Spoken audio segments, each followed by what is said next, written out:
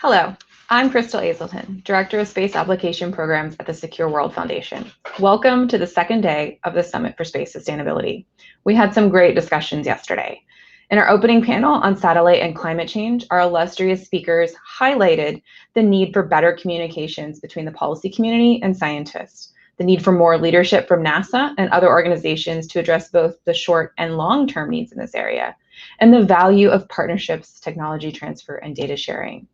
Yesterday's panel on mega constellations featured legal, economic, space science, and astronomical perspectives on the challenges posed by large global constellations, especially their effects on ground-based astronomy and their impacts on the health and sustainability of the space domain. Our discussion of activating active debris removal focused on the next steps to field active debris removal capabilities in light of the increasingly urgent space debris challenge. These steps include a policy commitment to space environment management, building out international collaboration, developing detailed technical risk analysis and economic assessments to support business planning, and following through on the high-level political leadership statements. If you missed any of these, we have a full recording available on YouTube. Please check it out and share it with anyone else you think might be interested. Next, I want to thank our sponsors without whom we wouldn't have been able to host this event. Our digital content sponsors are deeply committed to this issue and have provided materials for you to explore regarding their efforts on space sustainability. These are posted on our Summit website. Further, they've generously supported our young professional outreach, including providing mentors for tomorrow's networking sessions. We're also grateful for our media sponsors who've helped get the word out about this event and, as always, provide great coverage of space sustainability and other news for you to follow along. I also just want to remind all of our young professionals in the audience that we are hosting 2 mentoring sessions tomorrow, one at 9 a.m. Eastern and one at 7 p.m. or 1900 Eastern time. If you haven't already registered for these, please do so. Your invitation is in your inbox. It might be in your spam folder. We have got an exciting lineup of mentors ready for you to engage with, so be sure to sign up if you haven't already. Finally, I'd like to turn to an announcement from one of our partners, the Space Sustainability Rating Design Team. They're here to tell you all about their great project and opportunities for you to get involved. We have a little video so you can see that.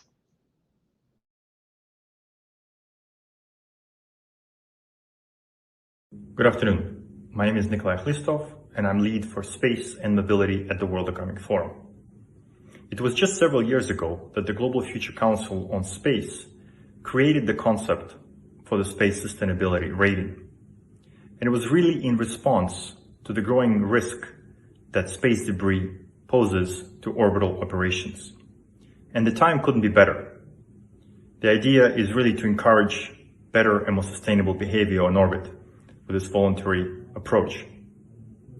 Today, we are glad that after several years of development together with our international partners, to announce the transition of the rating to its future home organization, the EPFL Space Center. The decision couldn't come any sooner.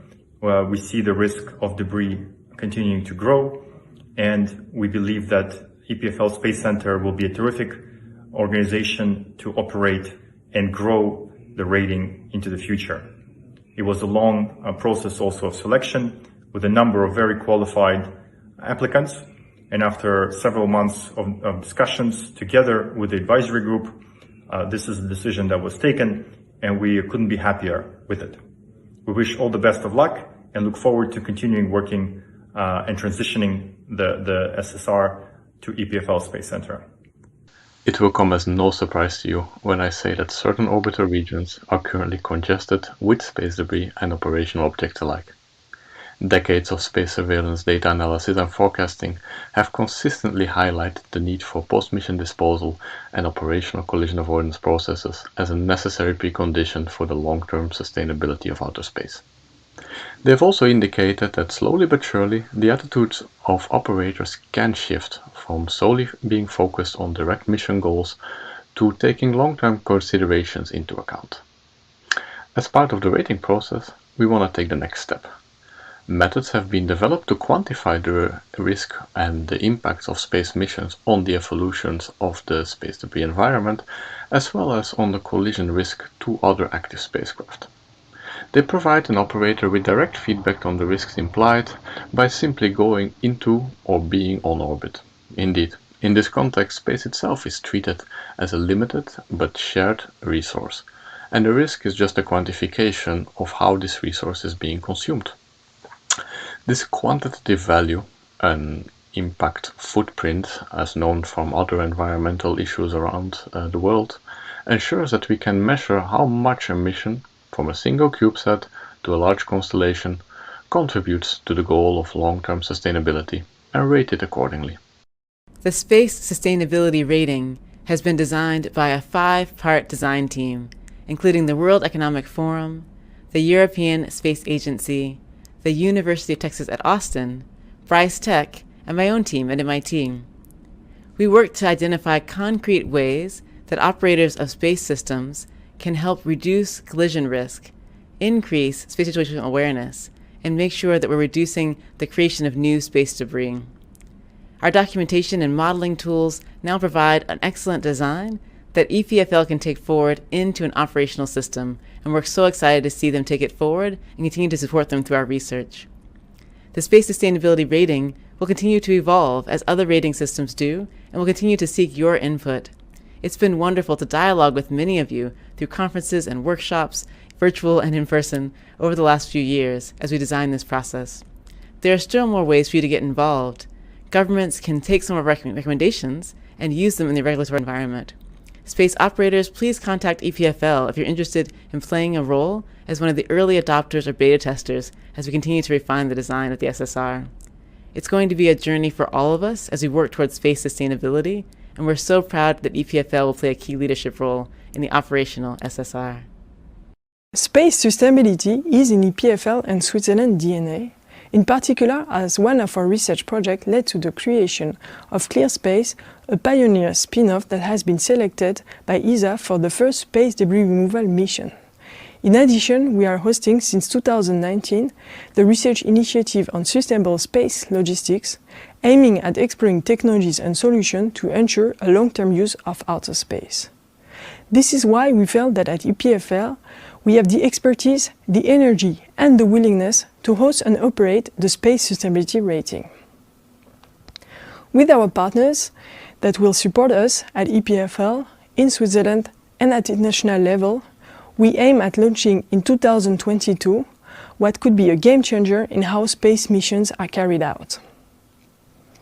We want to thank the World Economic Forum, the Space Enable Research Group at MIT Media Lab, in collaboration with Bryce Tech, the University of Texas at Austin, for their tremendous work and their trust in choosing us. We are working hard to take over from them, so stay tuned for future updates.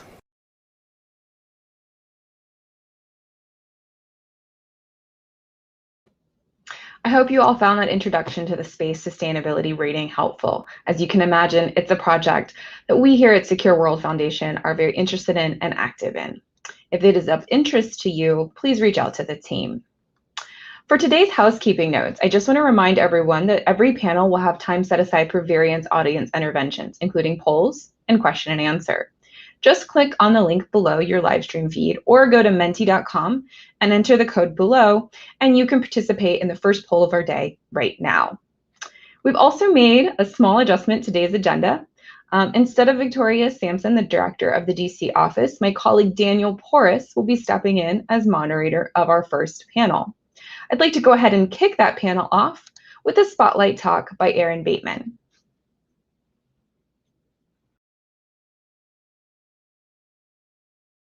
There is much talk at present about space having become militarized and/or weaponized in the past few years, and there's a growing narrative about an emerging space arms race.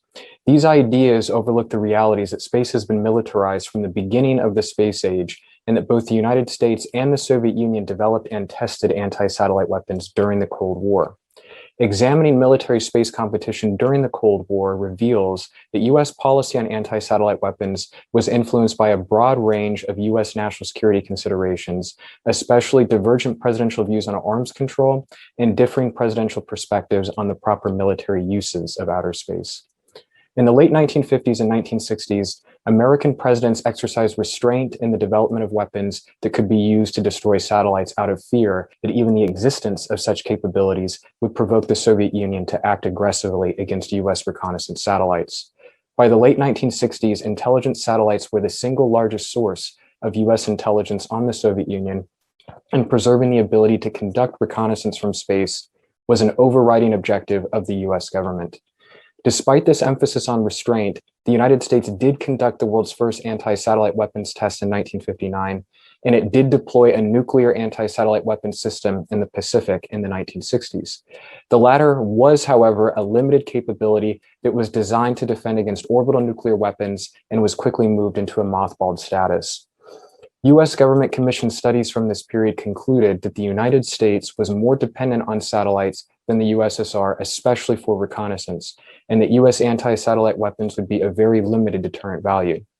Additionally, the United States had learned during the 1950s and 1960s that using nuclear anti-satellite weapons would not only produce harmful environmental effects, but would also inadvertently destroy American and Allied satellites as well.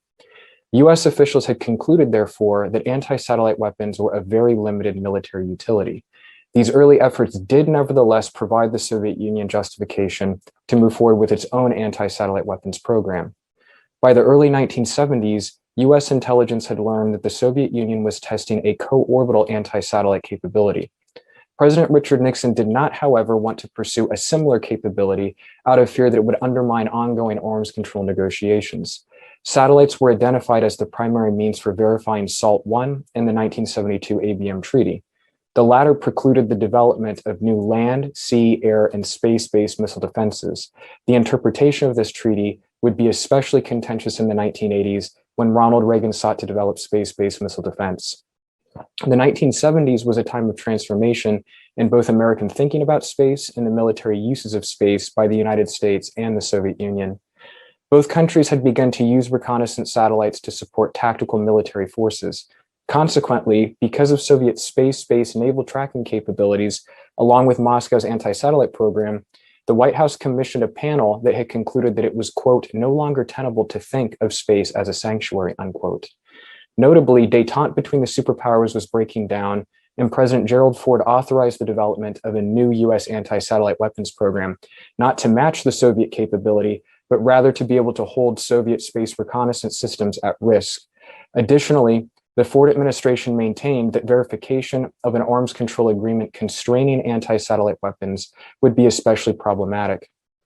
President Jimmy Carter sought to push forward with a new arms control agreement in the form of SALT-2 and wanted to prevent an arms competition in space. He believed that controls on anti-satellite weapons were essential because he saw them as being of very limited military utility, and he also saw them as a direct threat to the arms control regime his administration was pursuing.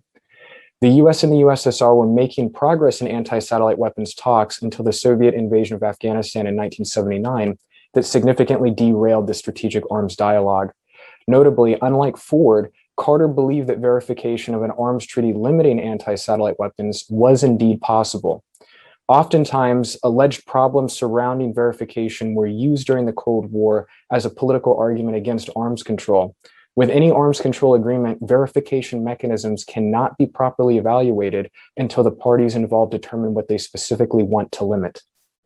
President Ronald Reagan pursued the most overtly militarized space agenda of any Cold War president. His 1982 space policy stated that the Soviets had initiated a campaign to capture the high ground of space, and he pushed forward with an air-launched anti-satellite capability, which he said would deter the Soviets from using their own anti-satellite weapon systems. The deterrence argument was not compelling due to the asymmetry in Soviet-American space capabilities, and in particular, the United States was still more dependent on space systems than the USSR. In 1983, Reagan announced the Strategic Defense Initiative, which was a missile defense program to develop land, air, and space-based missile defense interceptors. Because limits on anti-satellite weapons would have constrained the development of SDI, Reagan rejected any proposal for limits on anti-satellite weapons. The administration used verification issues as a primary argument against constraints on anti-satellite weapons. Recently declassified US documents revealed that neither the president nor the Joint Chiefs believed that the US anti-satellite weapons program was especially useful, but they had concluded that it had to be preserved to move forward with the administration's missile defense agenda. The US conducted a debris-producing test of its air-launched anti-satellite weapons capability in 1985, but Congress prohibited further such tests, and the program was ultimately canceled due to technical difficulties. We also find from the archival record in allied countries, to include the United Kingdom, France, and West Germany, that many senior defense officials and diplomatic personnel believed that space arms competition could be constrained through arms control, and that doing so was in the interest of the entire transatlantic alliance. Cold War military space activities can be best defined as a competition that ebbed and flowed based on geopolitical circumstances at specific points in time. Additionally, space security was inextricably linked with arms control and missile defense, especially in the 1980s. Rather than viewing the present situation as an unstoppable race, we must recognize that it is driven by a wide variety of geopolitical factors that are contingent and therefore subject to change. Characterizing the Cold War and present space security situations as a race can lead to reductive policy positions that waste precious resources and lead to further instability. Hello, everyone.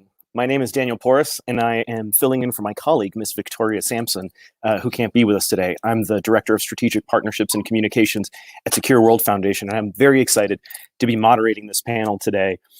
It's not a race, a cross-sector discussion of competition in space. Now, as an increasing number of countries develop counter-space capabilities and geopolitical rivals seek to position their space programs as drivers of economic growth, diplomatic leverage, and security advantage, there's an emerging narrative that there is a new space race underway. This is evocative of the Cold War's US-Soviet competition and suggests a winner-take-all struggle for future domination of space. But is this too simplistic an approach? If there is a race, to where and to what end? Is it better to frame it as a long-term competition driven by national, regional, and geopolitical goals? Is there still room for cooperation and collaboration? Is there such a thing as healthy competition in space? And if so, how do we achieve it? I don't take credit for any of that. Those are the words of my colleague, Victoria. So thank you for that. And before we start to try and answer these great questions, I'd love to hear from you, the audience. What do you think about this? So please click on the link below. I think it's down there. There's a link below the video that says poll Q&A, or you can go to www.menti.com and enter the code 92149679. That's 92149679. Either way, that'll take you to a poll where you can tell us in one word only, what kinds of competition are happening in or over outer space. Now, while you're filling that out, I will briefly introduce our panel of experts. More complete bios are available on the conference website, of course. That's swfsummit.org, but in alphabetical order. Here we go. First, an old friend, Ms. Arti Halamaini. She's the Secretary General of the European Satellite Operators Association. Arti has been the Secretary General of the SOA since 2004 and has 23 years of experience in the aerospace industry. She doesn't look a day over, but she certainly knows her stuff. Claudia Leopoldino, Head of Disarmament and Sensitive Technologies Division, Ministry of Foreign Affairs for Brazil. Claudio has been a career diplomat of the Brazilian Foreign Service since 2003, during which time he served in the delegation of Brazil at the UN, amongst other postings. Next, we have Chelsea Robinson. She's Chief Operating Officer at the Open Lunar Foundation. Chelsea has been leading Open Lunar for 3 years, where they work to catalyze a peaceful, cooperative lunar settlement on the moon, driven by the best human values as a truly international effort. And finally, Mr. Richang Wu, Associate Professor at Renmin University of China. Richang received his PhD in political science from Tsinghua University, China in 2012. Prior to that, he worked for 6 years at the China Aerospace Science and Industry Corporation as a missile engineer. So, truly a panel of experts, a murderer's row, as they say in baseball. So let's start this conversation. Richang, to you first. Sir, Can you know, China is one of the major players that is always mentioned when we talk about a space race. Broad overview of China's perspective on great power competition and the priorities for Chinese international security goals. Yeah, thank you. Thank you for the invitation. It's my great honor and pleasure to be here. Actually, great power competition is an American term, not a Chinese term. In China, China's term is a so-called new type of great power relations. This kind of two terms, the difference, I think the difference is their focus. They're different. They have different focus. The American term, the great power competition, of course, is about competition. Although the Secretary of State Blinken said our relationship with China will be competitive when it should be, collaborative when it can be, and adversarial when it must be.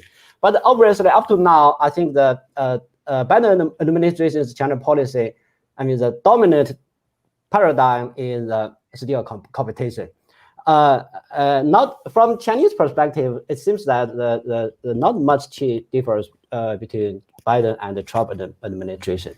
Of course, the different style, but the reality.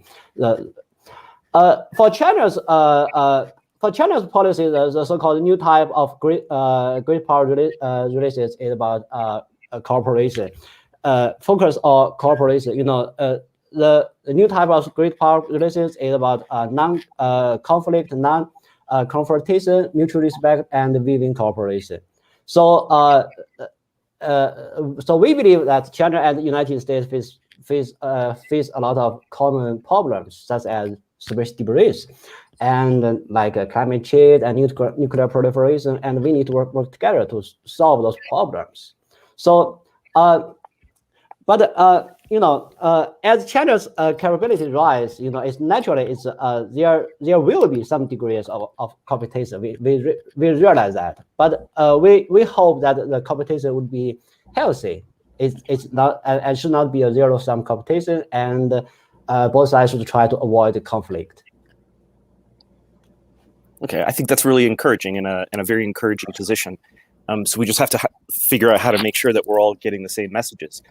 Claudio, how does Brazil view this notion of competition in space, and what role can emerging space actors play in ensuring that space is accessible to all over the long term?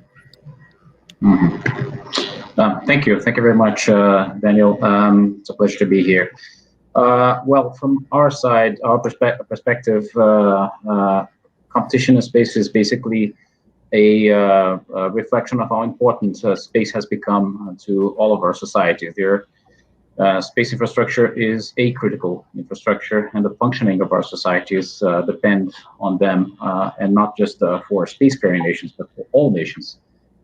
And this is the reason why for Brazil, and I think for any nation, spacefaring or not, any conflict in space, even of a very limited scope, would have catastrophic risks for the sustainable use of the Earth's orbit for peaceful purposes. For us, for Brazil, these capabilities that have been developed, offensive capabilities that have been developed progressively, and this is not a recent trend, as our keynote speaker has made clear, but this trend has intensified in recent years. They do present a clear and present risk. Unlike cyberspace, there's little incentive in our perspective to initiate a conflict in outer space. There's little to be gained and a lot to be lost. However, the fact that the space infrastructure is so critical for military applications, and this coupled with the fact that it's very difficult to ascertain intent and to verify capabilities, these two factors may create the conditions in which miscalculation and misperception might lead to an escalation and to crisis in the future.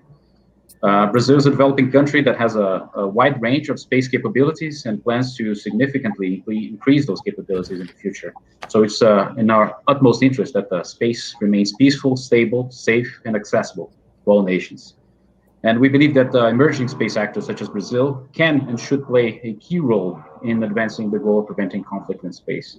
We are ideally placed to act as honest brokers among major space powers and between those and states without space capabilities. We are not perceived as threatening, I do believe that no one believes that middle powers in space have a hidden agenda when it comes to offensive plans, but we have enough technical knowledge and skin in the game to participate. And Brazil is trying to play precisely that role as an active participant in multilateral discussions on this topic in New York, Vienna, and Geneva.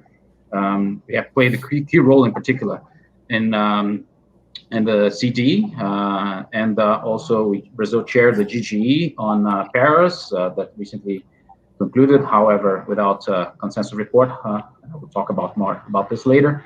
And but we have chaired the 67 session of OPUOS, where the 21 guidelines for long-term sustainability of outer space activities were formally adopted. No, thank you for that, and thank you also for bringing up the role that Brazil has played, in particular, in the discussions on arms control. I had the pleasure of working with Ambassador Guilherme from Brazil, who was the chair of the GGE on Paris, and like you said, despite the fact that it was not successful, the work that he did and the way that Brazil was able to bridge a lot of the divides that currently exist in this issue was brilliantly handled. But switching over, Artie, to you, and again, apologies when I introduced you. You're right; it's not the European Space Satellite Operators Association; it's the EMEA.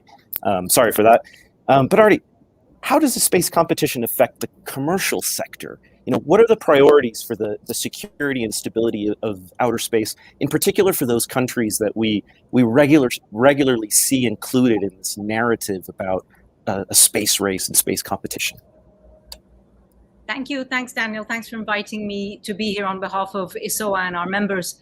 Yeah, operators typically thrive in a competitive environment, but now it does very much feel like there's a new space race going on, and it has an upside, but a very serious downside too. The upside is, on the one hand, innovation, whether it's on the launch side with drastic falls in cost and other innovations like reusable launchers, which are more efficient and maybe even greener, but also innovations in the space and ground segments in response to the realization that, in fact, satellite is an important player in tomorrow's data-driven economy, and it will address potential mass markets like moving vehicles or even mobile devices. The downside, however, is what we all know, the increase in traffic in space and all the threats that brings with it.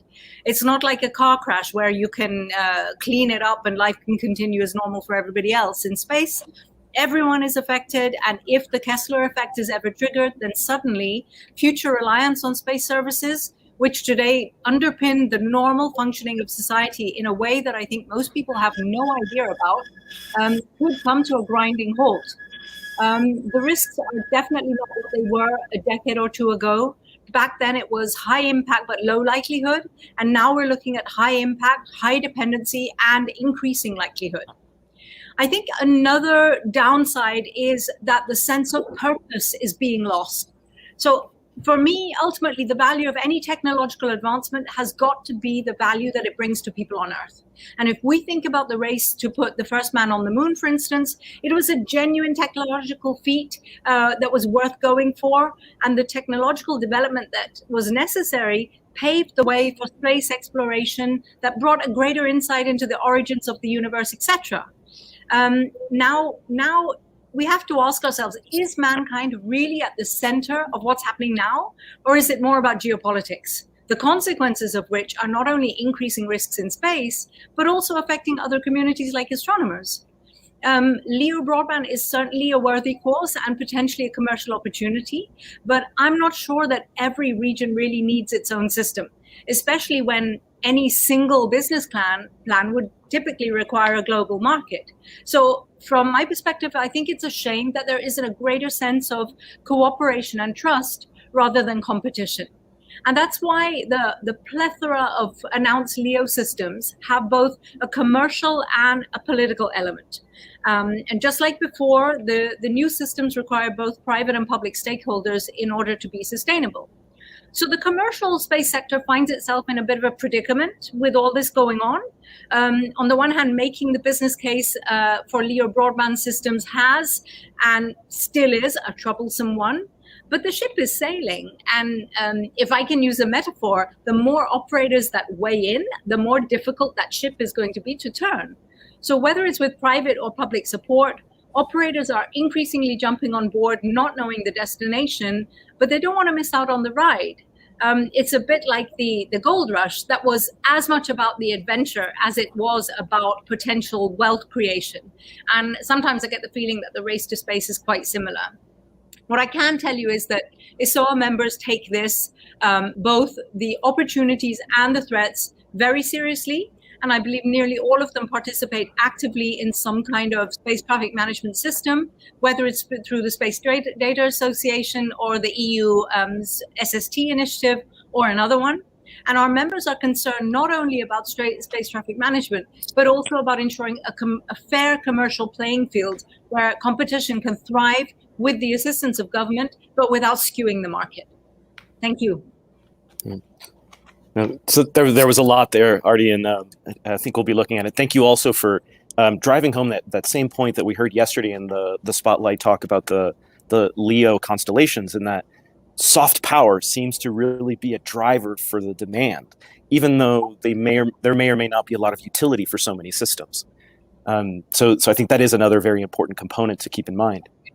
Chelsea, moving to you to one of the more, I think, one of the big headlines that we often see around space competition and the space race. The moon. Is the moon becoming a flashpoint for competition in space? And if so, how can the international community work to support policy and partnerships that actually promote and facilitate lunar efforts? Yeah, thank you, Daniel, and thanks to everyone who's here today. It's fantastic to see everyone on this great topic. So the moon is where we will have our first interactions between all of these different stakeholders, governmental and commercial, in deep space, so beyond low Earth orbit. So that means it will become the immediate focus for the development of questions and answers regarding competition and collaboration outside of that LEO environment. And to your point, there are many things that we can do to make this a more collaborative and healthily competitive ecosystem. I'll just mention a couple. So first of all, there's a difference between toxic competition and noble competition. Noble competition strives for that win-win whilst avoiding monopoly. So this kind of economic policy is what we really need to be looking at for space now. We can't assume that sort of first come, first served basis approach would be correct. There does need to be some guidance, not too heavy-handed, but some guidance. So the key word here, if anyone's interested in these ideas, is noble competition. Have a look at that, see what you think. Secondly, going back to what was being discussed about the commercial industry, in industry, we do see many competitors on the moon already, and they are making duplicate forms of technology. A lot of them are building subsystems, which are not going to necessarily create competitive advantage for their work or for any one country or company. And so really a lot of those subsystems or components could be better off built together or built in some way that is more standardized. So in the lunar community, we could be sharing radio systems, comms protocols, location determination, any raise all boats group of technology projects, lunar operators could be funding collective efforts on. And so this concept is collective invention, and this has been widely used in solar power, cars, and the space industry could benefit from that approach too. And just quickly, all this investment that's going into getting us to the moon right now, we were talking before about being driven by humanity and humanity's purpose and the shift to geopolitics, but it's also being driven by investment. And the private investors are investing in the predication that lunar resources will be able to be extracted, bought, sold, traded, and used. And so having clear guidelines in policy from the COPUS and also bottom up from these companies themselves as to what the right guidelines would be to build balanced policy on resources will help prevent monopoly as well as prevent failed investments. And again, that will promote that healthy competition aspect. And I'd love to talk more about the US and China, but just, very briefly, I think science is a fantastic bridging opportunity. Science doesn't require the sharing of technical plans or trade secrets in order to share that data. And so just having more and more normalization of sharing scientific information, I think is a great way to start off that relationship when it comes to the moon. That's true. Chelsea, I understood that there was a big development on lunar resources in the recent legal subcommittee of the United of COPIOS. Can you give us an update a little bit on what happened?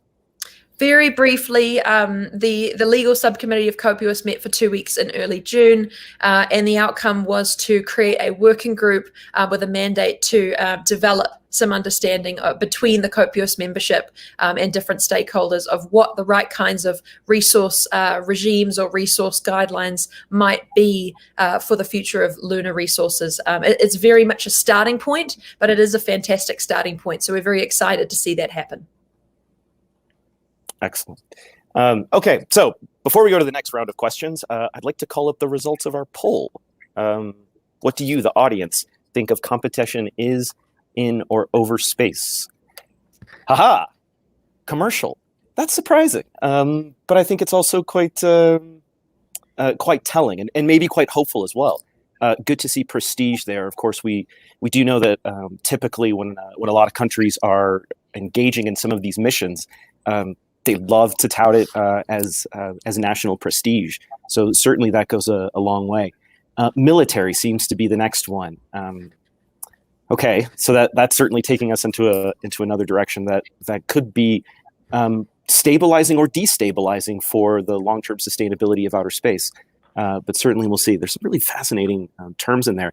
And I think we'll probably have some additional time to explore that later on. But I do just want to highlight commercial is very surprising. Okay, now I've been doing a lot of the questioning here, but I still have a few more questions, and then we'll soon get to the audience. Audience, please click on the link below, just down there, and go to menti.com. Remember, the code is 92149679, so that you can ask questions. Okay, so next set of questions, real quick for me. Claudio, back to you, sir. Multilateral discussions on space security are expanding to include the establishing of norms of behavior and responsible uses of outer space. Of course, we've got this the UN Resolution 7536 that the UK put forward to address challenges in outer space through norms and principles. How do these norms meet governance questions raised by the increased competition in space? You know, what can these norms do to help us address these competitive issues?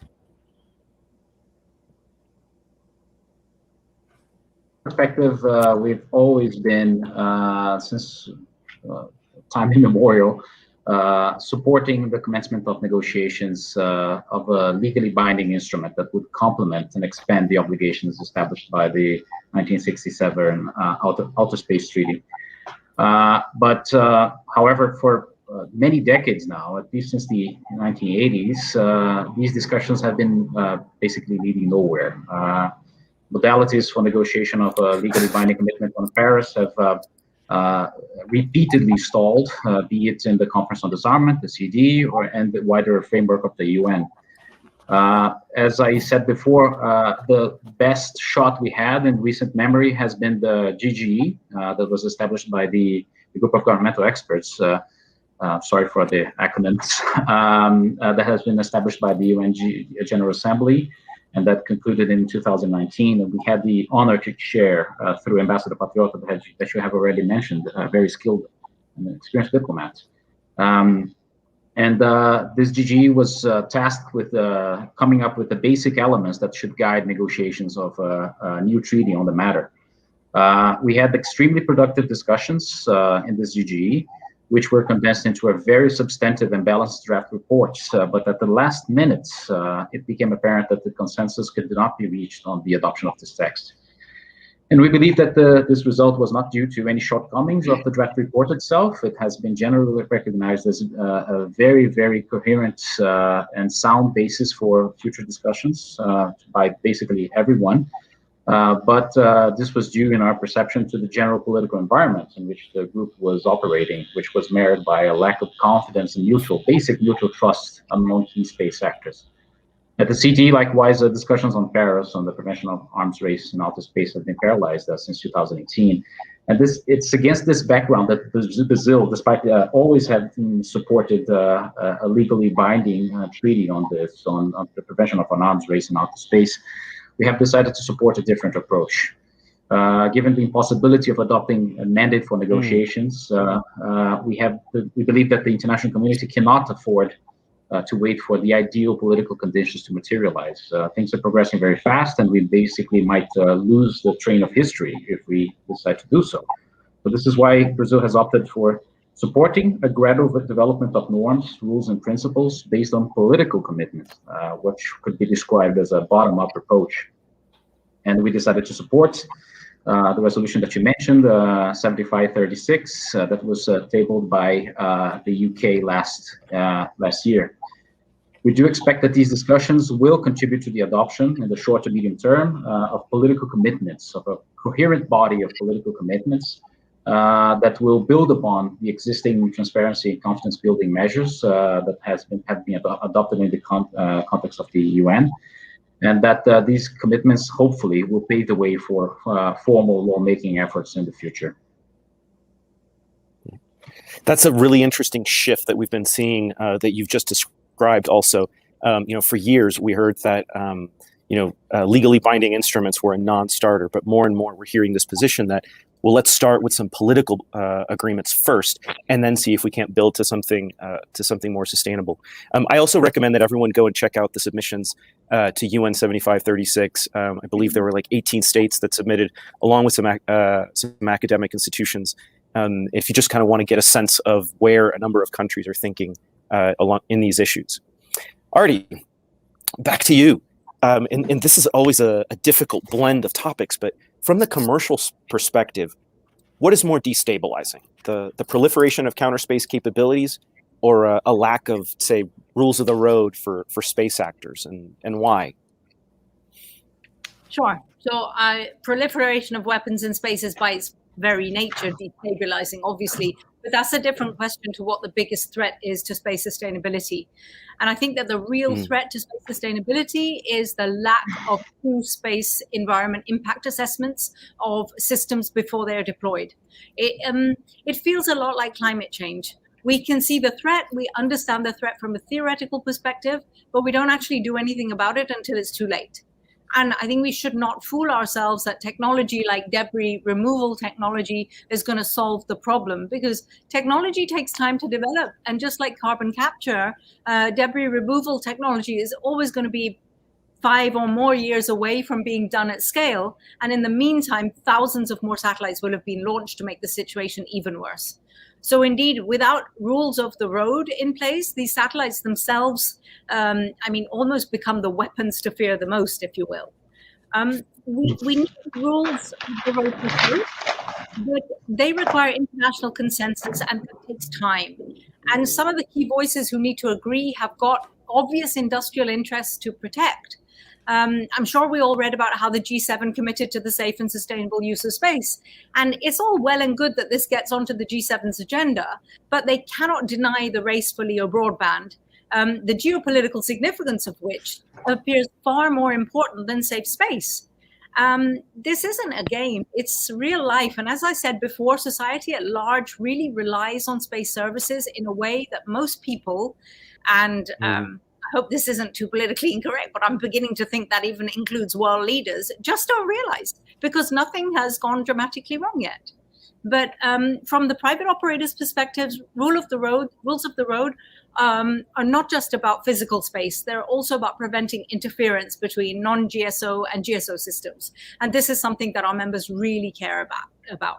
So the fact that some rules that NGSOs need to comply with date back to the days of Teledesic, Celestri, Skybridge, and at that time, Teledesic's 840 satellite proposal was already an unimaginable number of satellites. I'm sure some of the people watching remember that. So those rules were not designed to protect today's GSO satellite systems, and they're incomplete. As far as they do go. And it's unclear if and how today's NGSO systems can actually comply with those rules. So we have a situation now where regulators are looking to the ITU for guidance, but the ITU doesn't know how to move it forward either. But meanwhile, the satellites keep launching based on rules that are blatantly out of date and need to be revised to reflect the realities of today's networks and systems. Yeah, I think it sends a very strong message that industry itself is asking to get more clearer guidance and regulations. But of course, this is going to be important for providing legal certainty, safety, and of course, hopefully, the long-term sustainability of all these activities we benefit from. Riqian, coming back to you, sir, and coming back to China. What are China's views on crisis escalation and deterrence? This is one of the big topics that we consistently talk about when referring to counter space capabilities. But does China see arms control and multilateral negotiations as a way to shore up its own national security, or perhaps does it see it more as an effort to constrain China? I would like to talk about nuclear deterrence because my work focuses on nuclear stuff, and nuclear taboo plays a very important role in China's nuclear deterrence doctrine. So as Chairman Mao said, nuclear weapons are paper tigers. So in China, we believe physical use of nuclear weapons is unlikely. So more realistic threat is nuclear blackmail. So based on that philosophy, so in China, Chinese scholars, generally speaking, are less concerned with nuclear escalation than American scholars. Because reason is simple, because nuclear weapons are paper tigers. Physical use is unlikely. So I'm not saying we are not concerned, we are less concerned. So regarding the China's attitude toward arms control, I think definitely China sees arms control and multilateral negotiations as a way to shore up its national security. But I'm not saying that China is ready to do arms control and multilateral negotiations in space or in nuclear domain. I also have to say that because China doesn't have China has some experience in multilateral arms control negotiations such as CDBT, but we do not have such experience as U.S.-Russia bilateral nuclear arms control. So currently, both China military and the government realize that sooner or later we are going to engage in some kind of arms control dialogue or anything, negotiation. But so we are trying to learn how to do that. And for scholars like me, we are trying to educate our government and the military to learn how to do that. Interesting. That one doesn't ordinarily think of something like that as just the sort of the historical experience with something like multilateralism. But I hope that is something that continues to develop and that we see more of. Chelsea, back to you and the moon. The United States has proposed the Artemis Accords to establish shared principles to shape the governance of civil exploration and use of space, which seems particularly relevant to lunar activities. Now, Russia and China have proposed their own International Lunar Research Station and have invited others to participate in that. So we seem to have competing efforts here. How do these two efforts relate to each other? Are they complementary? Are they competitive? Or is it something in between? Yeah, thanks. Yeah, so this goes back to what you were saying about legally binding instruments being created after political instruments. And so for anyone new to the Artemis Accords, this is a non-binding political instrument between the United States and any countries that are working with them on their Artemis program to go to the moon. So it adds detail to some of the gray areas of the Outer Space Treaty and sort of pushes that work forward. The Russia-China MOU that you're referring to, this was a similar agreement, but towards a program of work to create a research station. So similar, China and Russia have actually both said that they're not opposed to the US coming and participating in that project and finding a way to be part of that agreement as well. So as a counterexample, when the US approached Russia to sign the Artemis Accords, Russia refused. And just as because that's not my world, but I can speak drawing from the voices of those who are closer to that. Dr. Valinskia, who some will know previously at Roscosmos, explained recently at a Moon Dialogue that this was actually because Russia felt a lack of respect from the United States in the way that they approached Russia. And then from a Chinese angle, Dr. Jinwan Su from Wuhan University, and also a Chinese COPUOS delegate, said that the China-US relationship would require a lot more trust to have been developed before some practical steps were taken to work together. So I think we all know that trust is a very slow process. And of course, it's even harder when damaging statements have been made, nation-state level laws and political comments have been made that will generate mistrust and animosity. So we as a community here today, all of the panelists, everyone in the room with us, anyone watching this video afterwards, it's our responsibility to foster a story of cooperation. So, I mean, from our standpoint, let's stop writing news about tension. Let's stop writing news about how bad this is going to go. Let's start writing news about every indication of bridge building and every little opportunity that we see for the development of mutual respect. Because the long story short is that the technology folks, scientists, engineers, those who are hands-on in the labs in all of these nations want to work together and they want to just get on with it. And the opportunity is to foster that same sense of purpose within our political community. So, yeah, thanks. You know, and once again, we find that as technologically advanced as we think lunar exploration is going to be, deep down, like a lot of the issues that we're dealing with are just very simple human issues, very basic things about, you know, hurt feelings sometimes and just, you know, lack of respect and mistrust. So I think we can also say that if there is such a thing as a space race, if there is competition, it's really just reflective of how we see one another down here on Earth. Very difficult to disassociate the two. Okay, so let's open it up to the audience. We've got some great questions here, and I'm going to pick out a couple. We won't be able to get to all of them, I'm sure, but let's start here. And I might, excuse me if I rephrase some of these a little bit, but over the last 40 years, we've certainly seen that there has been polarization among UN member states and amongst the international community in terms of how we should be approaching space regulations. There are new countries that are becoming space actors. So how can we prevent some of these countries from just joining one or the other side? Is there a way that we can try to break down some of these divisions and these gaps in terms of how we see space cooperation? Claudia, I think that one might go to you first. I do believe that this is an urgent matter. I think that we should not see space as a divided camp, and I think that all middle powers, so to speak, middle space powers, emerging space powers, have a key role to play in this regard, and I think that the private sector as well, in nurturing and fostering a more cooperative stance. And I think that the points made by Artie and by Chelsea speak volumes about that. It's not just a responsibility of states. Private sector NGOs have a key role to play in shaping this narrative as well. And I think that there's good perspectives for that. Rulemaking will be a crucial aspect of it, because without the basic rules for the road, it will be very difficult to ensure that there's a framework for cooperation.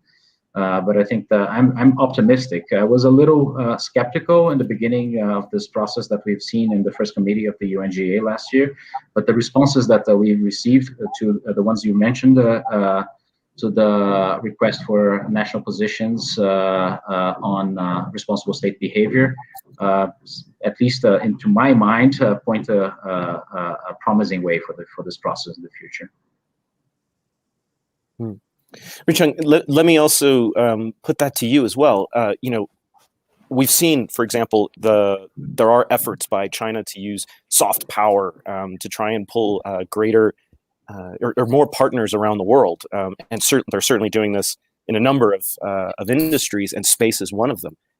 Do you see that there's a bit of a competition right now for new space actors or for up and coming countries to try and pick sides, or is there a different dynamic going on?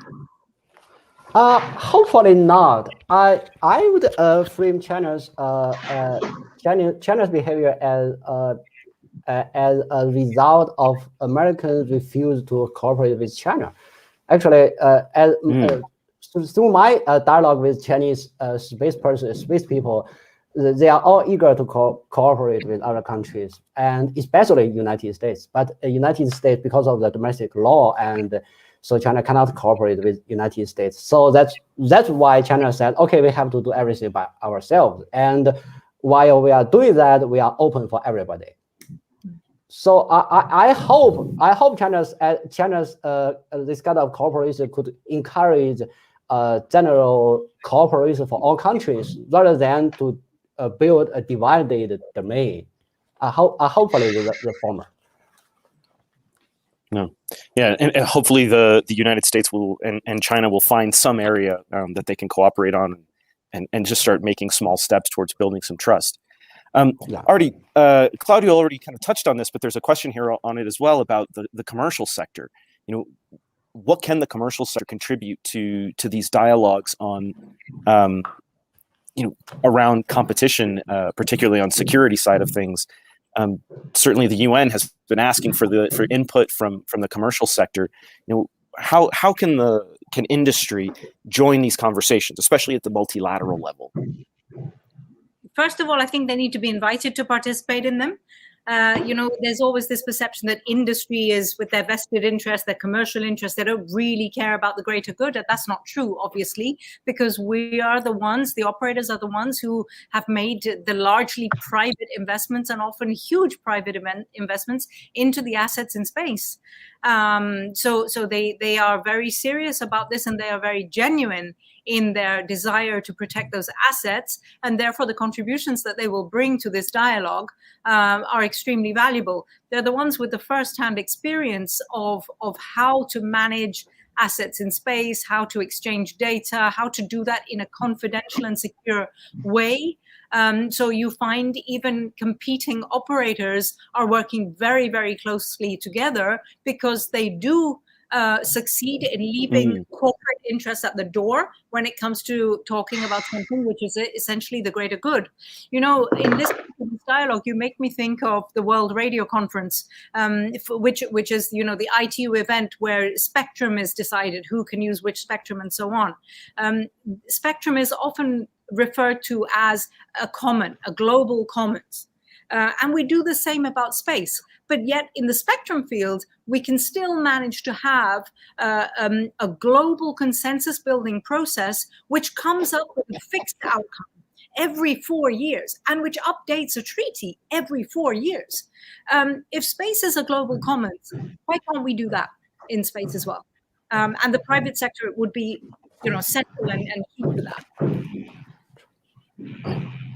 Chelsea, same question to you. You know, what can industry provide to the multilateral discussion on lunar resources and in situ space resource utilization? Yeah, I mean, any operator community is going to know their work better than any regulator for the most part. And so I think what would just be so fantastic to see more of is companies dedicating the time and energy to actually formulating their opinions on some of these issues. For some of these companies in the lunar community, I do understand that it is very pressing and challenging to dedicate time to policy development thought processes. In addition to getting to the moon, obviously that's a hard enough challenge.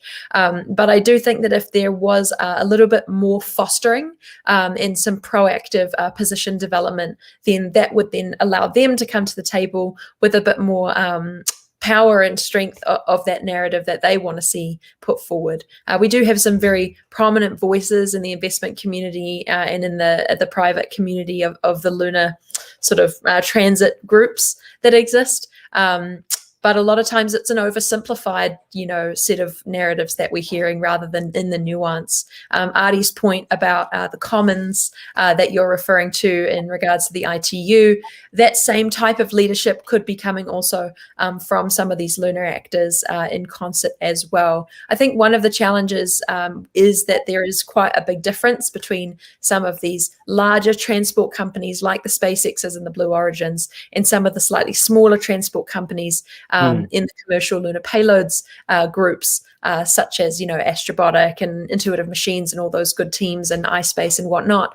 And because of the difference in their sizes of organizations, they also just operate very differently. But what would also be great to see is a little bit more of an equal playing field approach to some of those conversations between them. It'd be great to see more transparency and more sort of outreach from one company to another about opportunities to formulate opinions together. Yeah, so those are just a couple of examples. Yeah.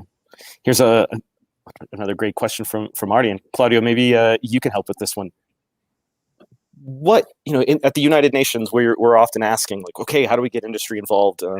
Industry they're doing so many activities in space. We clearly need their input, but what input do we need?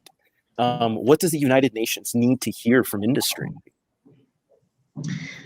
Well, I believe that there's more opportunity to do so when it comes to COPUOS, which deals with the peaceful applications of outer space, and there's it's more receptive to that kind of input.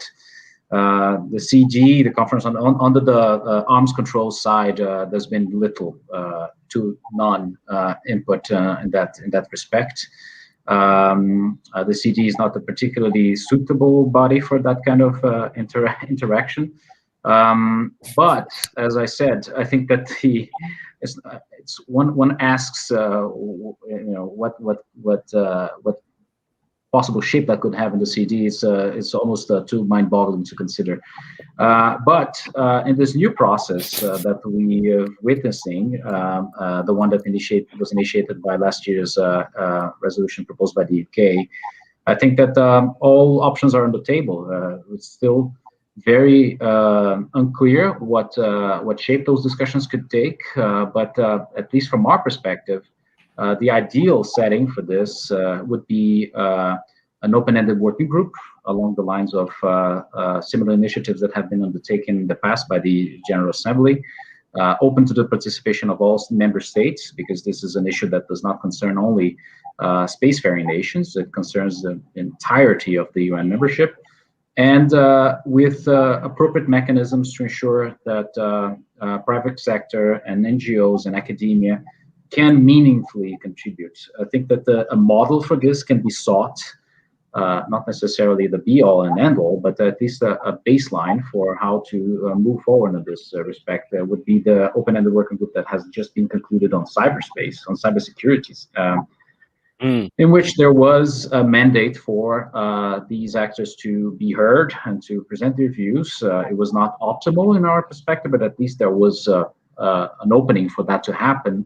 And it has been extremely important in that respect. I think that the private sector, academia, and industry play a similar role. And in the case of outer space, they are key actors. Well, in the beginning of the space race, states were basically the alpha and omega, but now it's increasingly not the case anymore. So any negotiating or discussion forum that emanates from this new process will have to take this reality into account. You heard it here first, folks. We're looking for an open-ended working group, and I think that would be a very interesting next step. In particular, because one of the things that at the United Nations that we're starting to hear a lot from member states was that GGEs seem very closed off, and the consensus makes it very difficult. So maybe an open-ended working group, provides more transparency and makes it easier for other states who are skeptical about the process to feel a sense of ownership. Richang, there's a very interesting question here that I would like to throw to you. Somebody is discussing the history of space exploration and the differences between the U.S. narrative and the Russian narrative. Likewise, I'm sure there's a very different narrative from the Chinese perspective. So, we often hear these very conflicting stories about who's the good guy, who's the bad guy, who are the good actors in space, who are the ones that are creating threats. How do we bring these narratives and bring them together and actually try to come up with how do we reconcile these different stories so that we can get something that is closer to a shared story? That's a good question. I'll try to answer. It's a natural it's natural that people prefer to believe that I'm good guys and other countries are bad guys, and people should know I'm good guys. If you don't know I'm good guys, you are doing something bad, something like that. You can see this kind of narratives in almost every all the domains. So for space domain, when we look at Americans' policy, that when America justify its development of space weapons or the building of the space force, as they say, they usually say that because of the Russia and China is doing something bad, so we need to defend ourselves. Actually, if you put it from China's perspective, actually America is doing a lot, much better and much more work. I think the academia should try to put them together, and if everybody has their own country and has their own buyers. So all we can do is that try to put maybe we can do an effort that put scholars from different countries, and they could bring different perspectives. So maybe we disagree with each other, but together we could build a different perspective, more neutral maybe. I'd like to open that question to the rest of you as well. Do any of y'all have thoughts on how we might try to change this competitive narrative, to stop talking about like, oh well, someone's trying to dominate space, or someone's trying to gain ground? Is there a way that we can open up this language to more cooperative and less confrontational language? I have a couple of comments on that really briefly. I just want to repeat and endorse what you said, Richang, about utilizing scholar relationships as a bridge building function. I think that's a fantastic point, and I agree with it completely. I also think, what Claudio has been saying about middle powers is really important as well, and some of those smaller nation states in regards to, the countries that are just finding their feet within space. So the New Zealands, and some of the amazing new missions we're seeing out of the United Arab Emirates, some of the policymaking leadership from Luxembourg. These smaller countries could offer just such an interesting platform for a different kind of sort of power as we develop new forums for sort of those collaborative discussions to take place. So I'd really encourage anyone involved in those countries to just really utilize the strength of whether it be middle powers, emerging state powers, emerging space powers, etc., to just really lean into that as a convening force. And then additionally, just to he's gone. And then I think also to come together around the idea that power in politics doesn't look the same as it used to. And so it's not a zero-sum game, and I think that's been said before today as well. But just to say that, look, it's not about whose policy is the best. It's not about whose accords are the ones that should rule them all. It's not about, whose interpretation of the OST is the right one. It's really about this more distributed development of not even necessarily consensus, but some degree of alignment, some degree of just saying, let's come together and figure out where do we agree, where do we disagree, develop some initial nuggets of a starting point for each of these topics. Look, in the Open Lunar Foundation, we're really interested in emphasizing the fact that on Earth, we do not have monolithic agreements and consensus on everything. And we also don't need to do that in space in every case.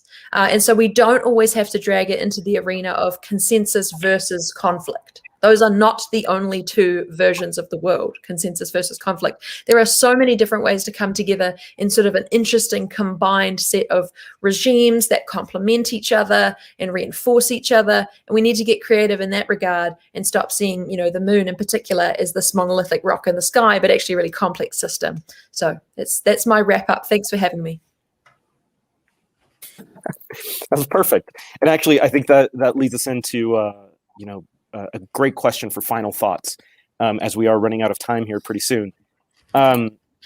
Is there such a thing as healthy competition in space? And if so, how do we achieve it?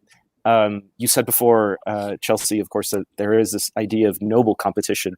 Can we do this in space? Is there enough space for everyone? Oh, Artie, well, let's I'll start just- with you. Oh, yeah.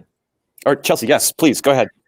I was just going to say I highly encourage folks to learn about anti-monopoly law and the fact that that has been implemented only within nation-state boundaries. So we don't actually have international demonopolization techniques. But I think that's going to be a critical and very interesting thing that we're going to have to embark upon as our globalization becomes as significant and interconnected as it is. We're going to need new tools for that. So I would definitely recommend checking out noble competition concepts, but also thinking about in the future, how are we going to demonopolize massive international companies without the jurisdiction powers that we might have right now.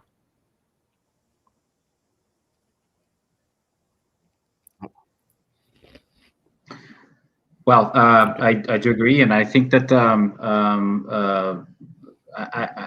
the reference to competition, I don't think is necessarily the best one. I think we have space is a finite resource in all respects. But we've been, and of course, this is a potent driver for competition. But at the same time, there's infinite opportunities for cooperation and for a rational use of those finite resources. We have a very good and sound basis for this, legal-wise, the Outer Space Treaty. There has been a paralysis on development of this legal framework in the past few decades, but there is reason for hope. The adoption of the long-term sustainability guidelines by COPUOS in 2019 is a very important step forward. But I do think that a similar breakthrough must happen also on the security, the international security side of it. And even though the conditions are still a little tricky, I think that the recent examples of, I like to use it as a benchmark, because the situation is somewhat similar, even if the subject matter is not. Cyberspace situation in 2018 was extremely difficult as well. We had two different bodies established by the UNGA with competing mandates. And however, despite all those challenging circumstances, both bodies, the GG and the OAWG on cyberspace, have been able to adopt consensus reports earlier this year. And I do believe that the same can happen in the outer space realm if there's enough goodwill and commitment by all state actors, space actors, be they major spacefaring nations, middle space powers, and non-spacefaring nations, which have a lot to gain or lose from these discussions. Agreed. Artie, what do you think? Yeah, I think that healthy commercial competition in space requires a level playing field, and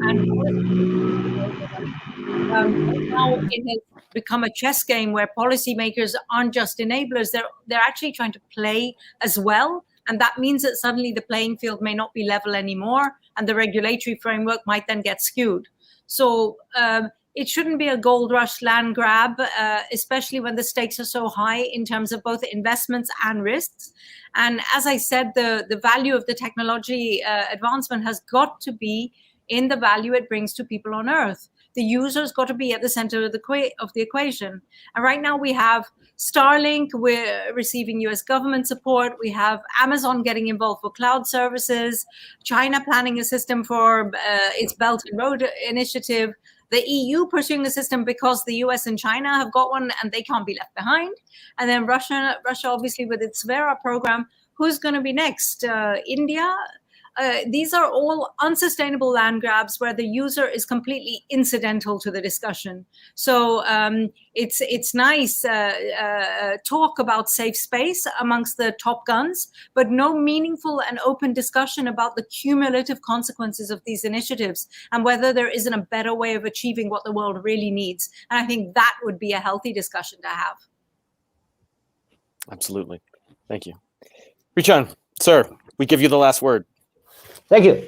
Definitely, yes, we can have a healthy competition in space as long as first, we don't forget cooperation, and second, we have good rules of road. That's all. Perfect. What a closing.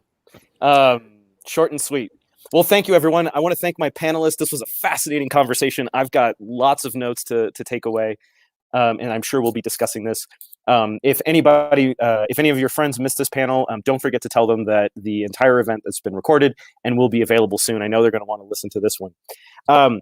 Finally, I just want to, I'm delighted to introduce our first keynote address for the day, Tory Bruno, CEO of United Launch Alliance, in a conversation with the Atlantic's Marina Karen.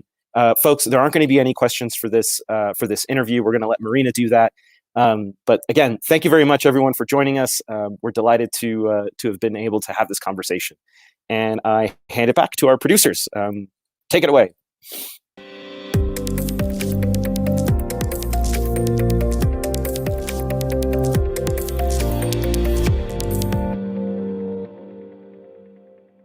Hello, and thank you for joining us today for the third annual Summit for Space Sustainability, hosted by the Secure World Foundation.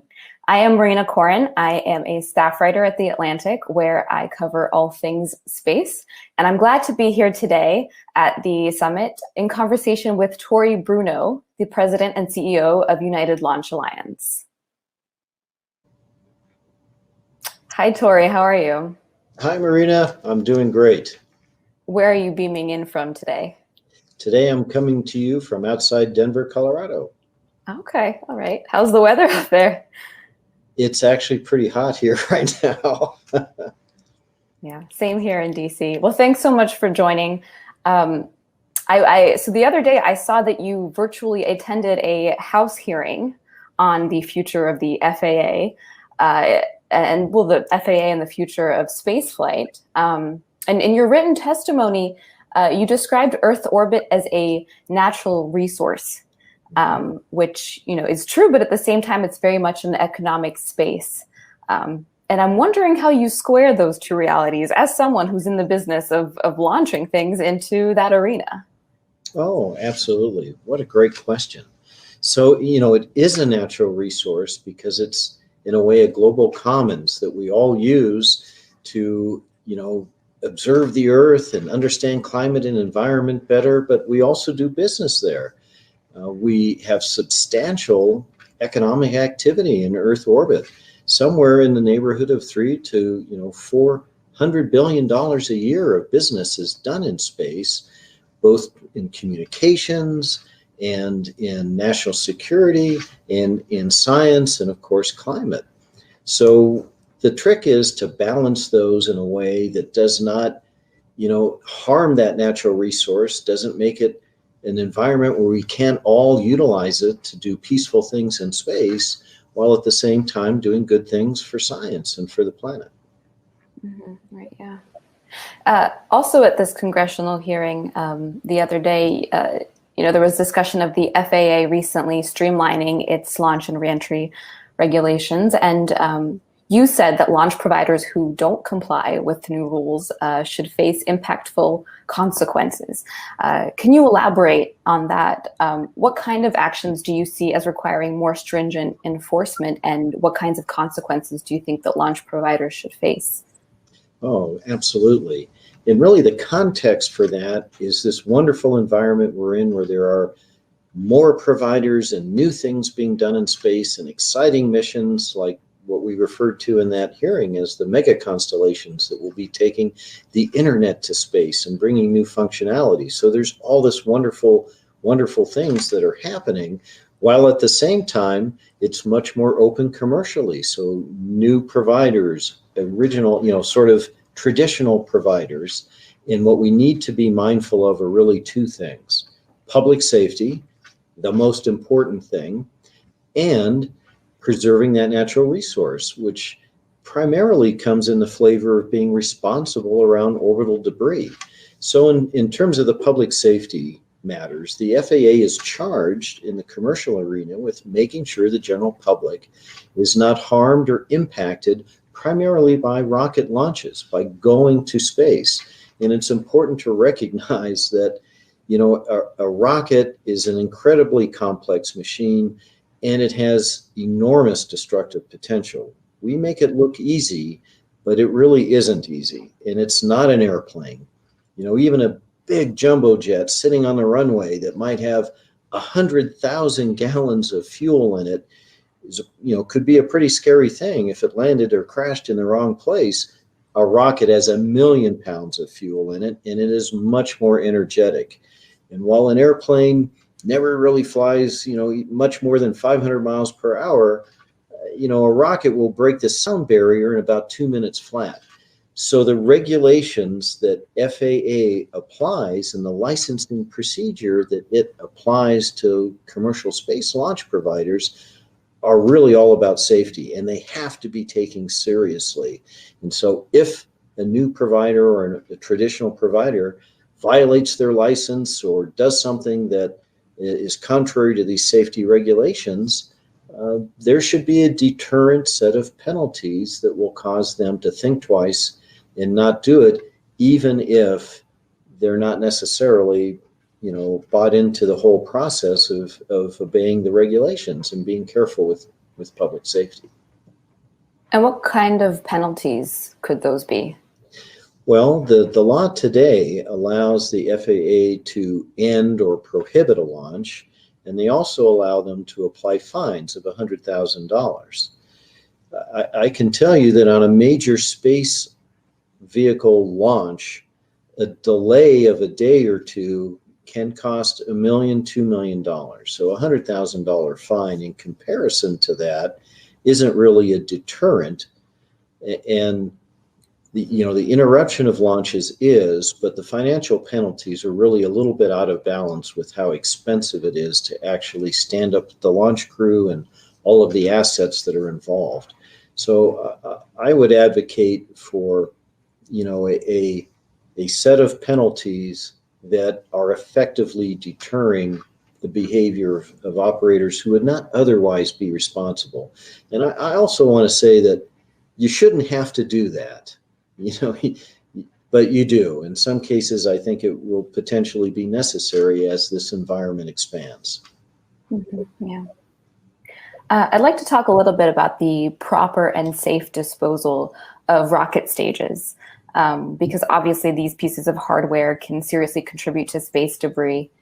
What do you think that ULA should be doing differently or better in this realm? Oh, what a great question.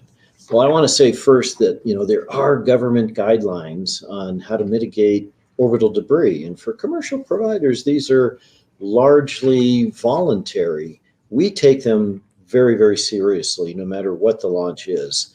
And in terms of upper stages, there's really three things that go on. The first is deorbiting the stage. Whenever it is possible, and it is possible when you go to a lower energy orbit like LEO, we will deorbit our stage. And that needs to be done in a controlled reentry fashion for two reasons. One is when you deorbit in an uncontrolled way, you could, of course, endanger people or property. But also, when you're doing an uncontrolled deorbit, the path that you follow is very variable. It's very indeterminate, and the area that you affect is vast. And so you're even whether or not you were eventually to land on land and perhaps endanger someone, you're still affecting the national airspace, and you're causing people a lot of concern. So it needs to be a deorbit whenever it's a low energy orbit, and it needs to be in a controlled fashion. We always deorbit into the remote deep ocean of the South Pacific. In fact, there's a specific place that we all go to when we do that called the Point of Nemo, or the point of oceanic inaccessibility. Very remote, no traffic, and in fact, on any given day, the closest humans to that location are actually in the International Space Station. That's how remote it is. So that's the first thing you do, and we always do that. The second thing is, well, what if it's not possible? What if you've flown to a higher energy orbit and you can't get back to the Earth, such as geosynchronous orbit? Well, there is a designated graveyard orbit, and in both circumstances, whether you're going to the graveyard or you're deorbiting, you have to save enough propellant so that when your mission is done and you've dropped off your spacecraft, which by the way is smaller because you did that, you have enough residual propellant to then raise yourself, in this case, to the graveyard orbit, and which is out of the way of the traffic that is typically out there in the geosynchronous belt. And then the last thing is something we pioneered on our Delta II rocket, which we call passivation. And what that means is when you're all done and you're on that final flight path into the deep South Pacific, or you've locked yourself into this higher energy graveyard orbit, that you render the stage inert. You blow down all the propellants, you vent them, you blow down any stored gases, any high pressure bottles of gases, you turn on circuits and you run all the batteries down so that there is no energy residual on the stage that could later result in a stage failure or a stage explosion. Before we began that practice, that was actually a common occurrence in the early decades of space travel. And so that renders your stage inert, so it is stable either on its way down to the ocean or there in the graveyard orbit. So that's what we do today. We're going to continue to do that. But the most exciting thing about the future, because you asked me, well, what are you going to do that's different? Well, our new upper stage, the Centaur 5 that will go on our Vulcan robot, which is a rocket rather, which is over my left shoulder right now, will actually be a reusable stage in space so that its life is even further extended and you need fewer of them. And they're actually off continuing to do work instead of being disposed of either in the ocean or in space. Mm-hmm. So what was going through your mind last month when China's Long March 5B rocket was making its re-entry? And I think everyone, not just in the space community, was watching that. And I asked that because that rocket nearly matches the capabilities of the Delta IV Heavy. Mm-hmm. Well, I'm going to be direct, and I'm going to say that a responsible launch provider does not deliberately perform an uncontrolled reentry of a stage. There's just no two ways to talk about this. That particular rocket is designed to perform uncontrolled reentries, and that stage is very large. That's essentially a 10 or 12 story tall metallic structure that, as you saw in the news, will make it all the way down to the surface of the Earth. You saw the wide swath of flight path that it took that was uncertain where it would be within that giant funnel. Air traffic was diverted. People were concerned about whether or not it would come down on land and potentially in an inhabited area. That was a terribly irresponsible thing to do. And so as we talk about the future of space traffic control, we're going to need to have international agreements on what the appropriate standards of behavior are and how we will all abide by them. Yeah, and speaking of those international agreements, the international space community hasn't agreed on truly expansive principles since the Outer Space Treaty in 1967, as you know, and a significant portion of space activity relies on basically everyone playing nice. So I'm curious for you, what is the space community doing well right now, and what is it doing poorly? What is it doing well in terms of sustainability and safety? Yes, and basically best practices, industry norms, the kinds of things that there are not necessarily very strict regulations for. Oh, yes, very good. Most players internationally do the types of things I talked about that we do. They deorbit stages when that's possible. They take them to the internationally recognized designated graveyard orbit. Several years back, I'll say that success in getting to that graveyard orbit was actually pretty limited in the commercial industry. At least a third of spacecraft that attempted that were unsuccessful. But today, even the international community, and especially Europe, has a very high success rate, like better than 90%, of taking the spacecraft short of its actual life being over as a result of running out of fuel, and reserving that fuel, essentially shortening the life, shortening the revenues to reliably get to that graveyard orbit. We also cooperate on where all of that is, where the designated graveyard orbit resides. We cooperate on tracking of objects in space. So all of that is being done well.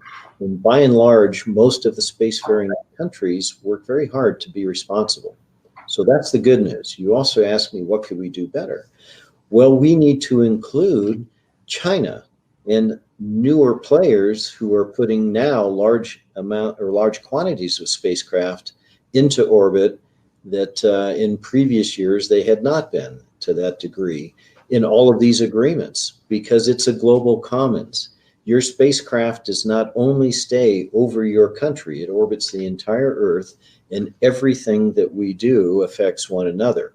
And we need to have more comprehensive agreements on standards of safe behavior, because it's just like being on the highway. When you're out on the road driving around, if you stop to think about how dangerous this would be if we all didn't stay in our lanes and we all didn't agree on the rules of the road and how we'll all behave.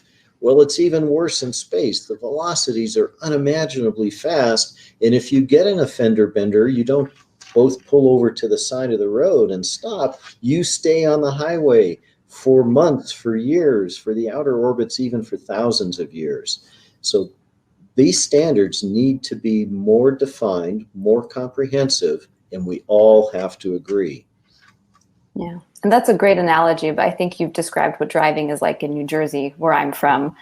Sounds just like that.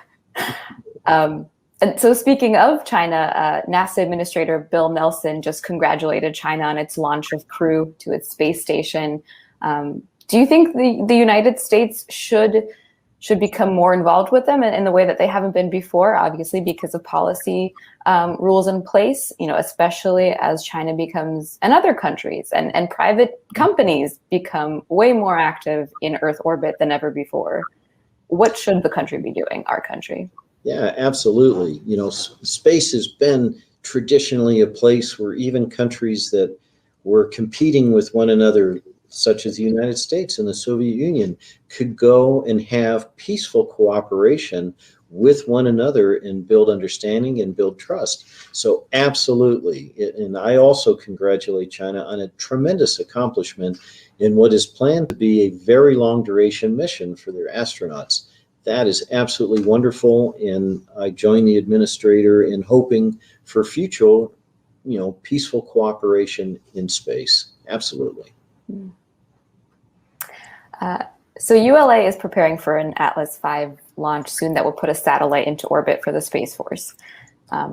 Recently, you decided to delay that launch because of some technical concerns. So I'm wondering if you can give an update on the investigation into the issue and when you might expect to fly. Yeah, absolutely. So you are referring to an observation we had on our upper stage engine, the RL-10. And you would want to view this sort of in the context of our record. We are now at 144 launches, 100% mission success. We specialize in the most difficult, complex, most critical missions. And we have a whole mission success culture that's built around that. So when we look at the SBIRS GEO-5 mission, where you saw that observation, the engine performed beautifully. We hit an absolute bullseye in the insertion of that satellite, but we also saw something we didn't understand and didn't expect to happen. This was the first flight of an extension onto the nozzle of the RL-10. And so the job of that nozzle is to expand the gases coming out of the engine's combustion chamber all the way down as close to the outside conditions as possible, which in this case is vacuum. So by having a longer extension, we get more expansion, we get just a little bit more performance out of what is already an eye-wateringly high-performing engine. But that extension that we bolted on, that was made out of carbon, was ringing. And you can see it in the live feed video if you watch it. You will see this sort of bell shape happening that's large enough in amplitude to be visible to the eye. It occurred at about 23 hertz. And on the back end of a rocket, there is so much energy happening that anything in that frequency range of something like that that can oscillate will be stimulated, and it will oscillate, as we saw. So what we're doing right now is really taking the time to fully understand that. Is this something that is harmless and we can live with? Is it something that we want to eliminate by stiffening that extension of the nozzle? And do we know what frequency to stiffen it to? Are we sure we fully understand everything that's happening on the back end of the rocket? That's what we're doing. We're getting very good progress on our analysis. We think we're on a pretty good path to understanding this and putting together a relatively straightforward fix. We don't need that nozzle extension for several more flights. It's a new thing for the types of missions we normally fly. So we will find exactly the right place to insert that corrective action. And in the meantime, we'll be flying the older configuration of RL-10. Mm-hmm. Do you have a timeline in mind for when you'd like that correction to be in place and be preparing for launch? Sure. Well, we do. And I'm not going to give you a specific mission because it's not firmed up yet. So I don't actually know which mission we'll put it on. But our forecast or our projection is it'll be several missions down. So it may or may not happen this year. In fact, it may likely happen next year when we actually need it, and we'll have been fully satisfied that we understand it. And if we've decided to make the modification I talked about, whether it'll be stiffer or some other corrective action, but it'll be several missions down before we do whatever it is that we do. Got it. Thanks for that update. I want to also go back to your congressional testimony from the other day. You said that the rapid increase in the number of satellites in Earth orbit over the years could, among other complications, render the affected orbits unusable for decades. And this possibility comes up a lot in my own conversations with orbital debris experts. And I'm wondering if this, in your opinion, is a short-term future or a long-term future? Do you think that in your lifetime, at the pace that we are going, there will be certain orbits that actually become unusable? Well, my hope is that that doesn't happen. However, in terms of context and timing, it's important, I think, to appreciate what's happened. We've been talking about orbital debris and needing to manage it and needing to be responsible and potentially needing to remove debris. And people even talk about sort of wild scenarios like the Kessler syndrome, where you have a cascade of debris.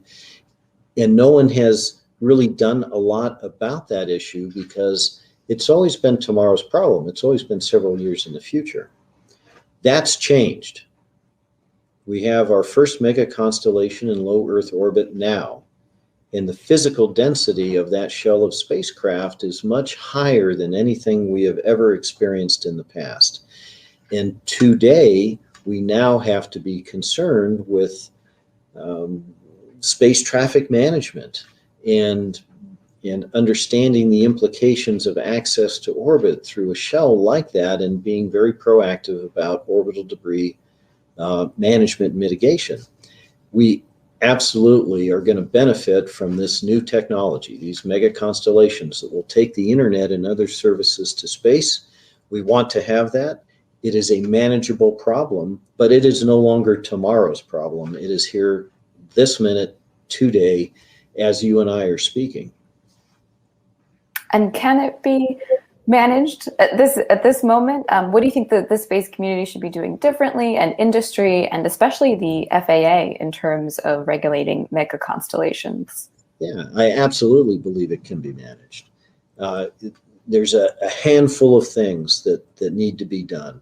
The first thing we need to do is to manage the density of the shells. We can handle what we have now, but now that we know that there's a need for large numbers of spacecraft in a relatively small volume, we're going to have to decide what is acceptable and set standards and manage to that, and potentially regulate that or provide guidance for that out of FAA. So that's the first thing. The second thing is we need precision, nearly real-time tracking so that that density is something that doesn't affect our access to space. So today, when you launch to space, for example, or when you decide later that you will drop a satellite off to occupy a specific orbit, the Space Force does modeling and analysis of the likelihood of having a collision in space. And they track objects using a radar system that can see anything that's about 10 centimeters or 4 inches or larger. And they track all of those objects as continuously as possible. And then you don't exactly know where each object is at any instant in time. There's a certain amount of inaccuracy to that tracking. And so you add that additional volume around the object as some volume you need to avoid so that you're certain you won't have a collision. And then we map all of that. When we want to go to space one day, one afternoon, we plot trajectories, and then we run to the Space Force, who then does modeling and says, okay, that's great, you're not going to hit anything. Or it's not great, your window is fine, but you need to avoid this small portion of time here and this small portion over there. Given the number of objects we're talking about, the precision needs to shrink those volumes down. And the understanding of where they are needs to be almost real time. There's a delay right now as they observe and track and understand where it is in order to have continued access like we do today. So that's the second thing. And then the next big thing we need to do is we need to treat these just like any other spacecraft. We need to reserve enough fuel on the spacecraft, shortening its life effectively in order to do a controlled reentry of that spacecraft when it is finished with its mission. Right. And just last question for you before we wrap up. What do you see as the biggest challenge, or what are you most worried about when it comes to this industry, your job, ULA, in the next couple of years? What keeps you up at night? Well, on the one hand, I'm very excited about this industry. I'm going to start with a positive. This is a great time to be involved in space. The industrial base has gone wide. There's so many more players, and there's new innovations, and there's new missions, and there's the potential to go back to the moon and even develop this self-sustaining cislunar economy I like to talk about, which will take mining and heavy industry eventually off the Earth, which is just a wonderful opportunity for sustainability. So there's all of that, and that's all great news. Now on the other side, well, we now have other nations who have brought weapons to space. So this isn't another problem we worry about in the future, like orbital debris management was kind of always really a challenge for the future. The same was true with that. Space has always been a peaceful high ground where we want to go and do commerce and do science and have peaceful international collaboration. And in the militarization of it in terms of anti-satellite weaponry and capabilities like that were not something that was occurring today. Well, I can tell you it is occurring today now. And so it is so much more important that we have these international standards of behavior and that we can do the things we need to do as a nation and as a leader of other nations to maintain the peace in space and to deter especially terrestrial conflicts from extending to space to this global commons that we all enjoy there. And as we talked about in the traffic analogy, once it is damaged, it potentially stays damaged for a very, very long time. So that issue keeps me awake at night. Well, I think that's a good place to end. Tory, thank you so much for chatting with me today. Thank you to the Secure World Foundation for having both of us here. And thank you, of course, to everyone watching and joining us today at the Summit for Space Sustainability. My pleasure. Wow. So thank you so much to Marina and to Tory for that amazingly candid and useful conversation. We're always excited when the commercial industry really gets engaged on space sustainability. So thank you again. For the rest of our audience, we are about to go to our break. So we will be away until 11:15. When we come back, we're going to have another great panel for you, this time on what should be the prime directive of the Space Force, followed by our brand new keynote with Bhavya Law from NASA. So please join us again in just about 30 minutes. Thank you.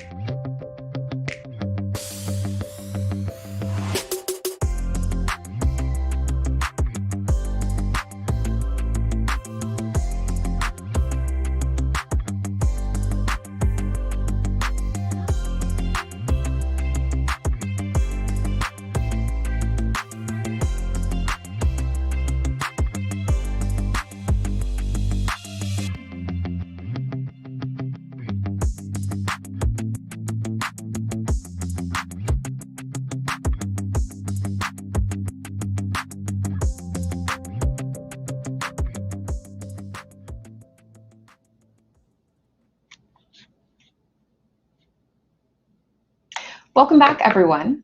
I would like to introduce Sarah Manero from the Center for a New American Security, who will be giving our spotlight talk on the panel, What is the Space Force's Prime Directive? Also, as a reminder, don't forget to fill out our poll for this panel. Just click the button right under your streaming feed. Thanks. Hi, my name is Sarah Manero. A few years ago, I had the opportunity to play a bit part in the establishment of the United States Space Force and the reestablishment of the United States Space Command. I was the staff director for the Strategic Forces Subcommittee in the House of Representatives in both the majority and the minority. I now happily serve as a senior defense fellow with the Center for New American Security, where I focus on space and strategic forces issues.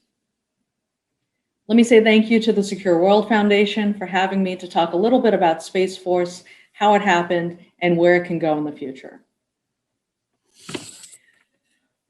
Let me first recognize that the call for an independent Space Force really started around 20 years ago with senators like Bob Smith from New Hampshire, the 31st Marine Corps Commandant, General Chuck Kruliak, as well as, at the time, the Secretary of Defense, Donald Rumsfeld. It wasn't until almost 20 years of reform and reorganization had occurred that Congress started to believe that these challenges were so big that the executive branch was not capable of fixing them on their own, which is where Representative Mike Rogers of Alabama and Jim Cooper of Tennessee entered the scene in 2017. The gentleman asked a pretty simple oversight question: who's in charge of DoD military space? And instead of getting a simple answer, what they got back was a labyrinthian chart with over 60 different organizations, all of whom were able to say no to a specific space acquisition, but none of whom were responsible and authorized to say yes. Over the next couple of years, with the help of individually motivated senators and the executive branch, the reasons for developing a Space Force started to really crystallize, and there were 4 of them. The first was really resourcing. In a resource-constrained environment, who was advocating for space-unique budgets? And if a tough choice needed to be made between an air-breathing platform and a space system, how was that going to be made? The second was really about requirements and acquisition.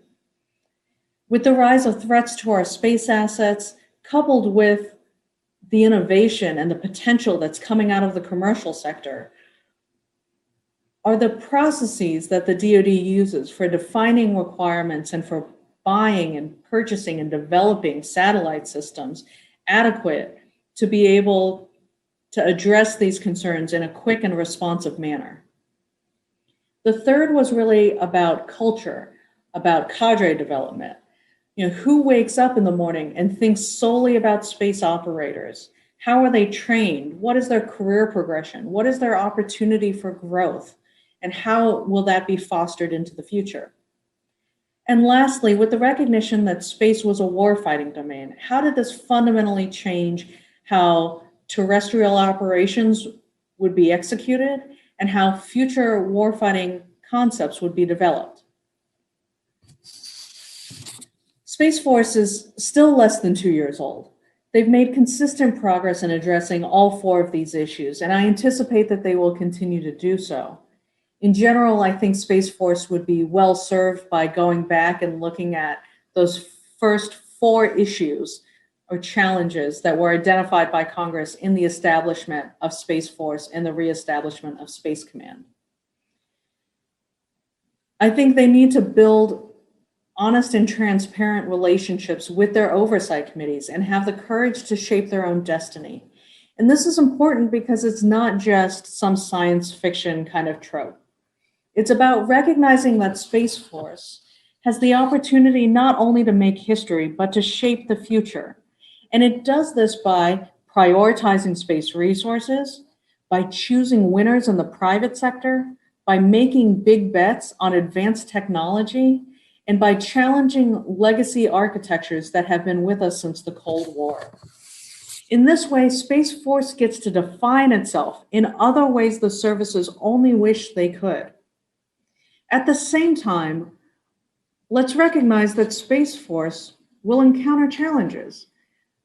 Let's be honest, all of the Space Force leadership prior to 2020 was Air Force leadership. And so as an individual, it's now up to them who were raised in Air Force culture to navigate these challenging incremental steps towards independence. Let's recognize how personally and professionally challenging that will be for them. Nonetheless, it is their responsibility not only to change how they were taught to think about space, but to make demonstrably different decisions about how they acquire and operate space systems. I'm really loath to talk and perpetuate Star Trek references when talking about Space Force, and I've been counseled plenty of times not to do it. I'm actually going to kind of open the aperture a little bit here. If I had to give guiding advice to the Space Force, I would probably quote Mae Jemison, one of our NASA astronauts. Never limit yourself because of others' limited imagination. Never limit others because of your limited imagination. Thanks for having me, and I hope you have a wonderful conference. Hello, everyone. My name is Brian Whedon. I'm the Director of Program Planning for the Secure World Foundation. As Sarah discussed in her Spotlight talk, the creation of the Space Force was the continuation of a long-running debate on how the U.S. military should approach its activities in the space domain. Part of that debate has been, what is the role of the U.S. military in space? Is it primarily to create capabilities that support and enhance terrestrial operations, or should there be more of a focus on in-space activities and capabilities to suit missions in space? Today, we're going to have a panel that's going to unpack all that issue, but before we get started, we want to make sure we get some of your thoughts on this issue. As Crystal mentioned, there's a poll running over at Mentimeter. We're going to be wrapping up in just a minute here, where you can add your opinion on this question. While you're finishing up filling out that poll, let me go ahead and introduce my speakers for this panel. First, we have Colonel Casey Beard, who is commander of Delta 9 of Space Operations Command of the U.S. Space Force, which focuses on orbital warfare. Prior to that, he was Deputy Director of Space Strategy and Plans Directorate in the Office of Secretary of Defense. We also have Dr. Blethen Bowen. He's a lecturer in international relations at the University of Leicester, and he's an expert on space warfare, international relations in outer space, and strategic theory. We also have Ms. Caitlin Johnson, who's the Deputy Director of the Aerospace Security Project at the Center for Strategic International Studies, and one of the editors of their annual Space Threat Assessment Report. And finally, we have Dr. Mir Sadat, who's the founding editor-in-chief of the Space Force Journal and a former director on the National Security Council, as well as a prior intelligence and space officer with the U.S. Navy. Their full bios are on the website, and I welcome all four of you to our panel today. So as Sarah mentioned, the creation of the Space Force involved multiple different problems that were trying to be solved. How do we deal with the proper resourcing of the U.S. military space activities? How do we reform and update the acquisitions process and creating requirements for military space activities? How do we create a professional space culture and cadre and sort of break away from that air-focused mindset that Sarah mentioned? But what we want to talk about and kind of focus on in this panel is the thing she mentioned at the end about imagination and how that affects how we think about space activities. And it really gets to this core question of, what does the future of space activities look like? How should the U.S. military be using space? And is it going to continue to have this focus on space to support terrestrial operations? Or is that focus going to shift towards more of an in-space? Before we get to the discussion, can we go ahead and show the results from the audience poll? So very interesting, at least to me, that we have 2/3 of the audience thinks that the focus should probably shift towards developing these new missions and capabilities towards an in-space activity. That's pretty interesting. It was actually, I was expecting a little bit more 50-50, but that's quite interesting. So now let's go back to the discussion. Caitlin Johnson, I'd like to start with you. We heard Sarah talk about the role the military as being a driver for the Space Force. Can you sort of expand on this? What was that historical debate about the role of the military in space, and why was it important? Sure. Well, thanks for having me, Brian, and the Secure World Foundation. It's always just an incredible pleasure to talk with you guys and with this awesome panel. I'm really excited for the discussion. Sarah, as always, was brilliant in her spotlight talk, and I think really laid out the foundations of why the Space Force was created and what the debate in Congress was like. As she mentioned, it was not new, and the debate of what and how the military should operate in space is also not new, and has been ongoing really since the start of the space age and the launch of Sputnik. So we're really talking about, who will advocate and own space, who will determine what the missions are and what those missions will be. Often this is talked about, in concepts of warfighting. For the layman's terms, the way I tend to think about it without military jargon is the supporting or the leading mission in space. And I don't necessarily believe that one is better than the others. And I know that my colleagues Mir and Blevin have written on this extensively. So I'm very excited to see what their perspectives are and how they articulate those. But the debate has always been,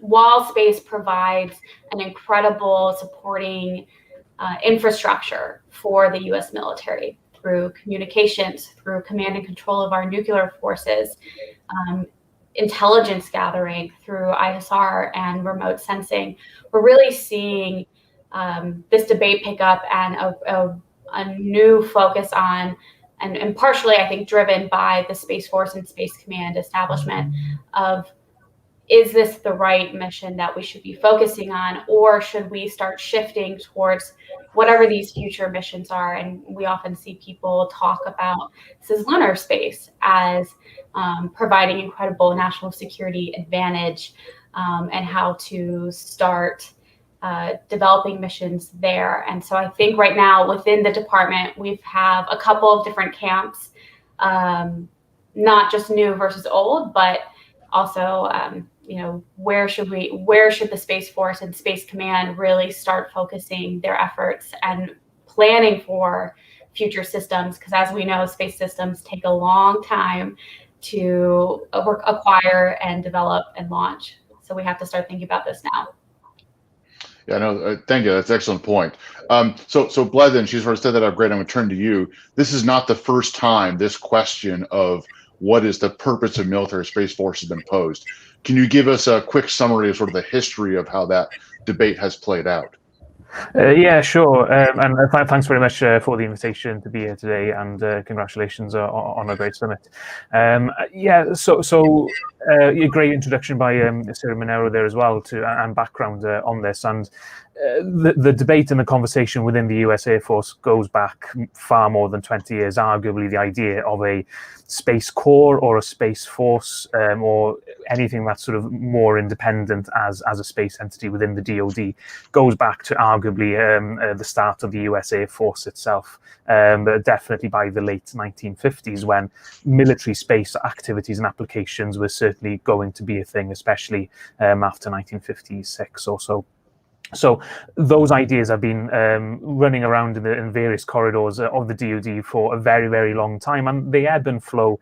And the US Air Force traditionally faced a few push and pull and tensions in this, because, of course, as any bureaucratic entity, it enjoyed the budget that came with space. So more budget means usually more influence. So they wanted to keep hold of the space budget. And the Army and the Navy did try to compete to keep their various space budgets and activities in the 1950s, but eventually lost out to the intelligence agencies, NASA, and the US Air Force.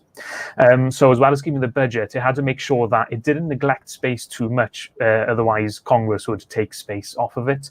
But also, if it did space too well, arguably it would create enough of a subculture and bureaucracy within the Air Force that would then spin off into a more separate organization, which is arguably now what has happened. That due to political intervention from the former President Donald Trump, which jumped on the pre-existing bipartisan drive that was already in the works, as we already heard from Sarah.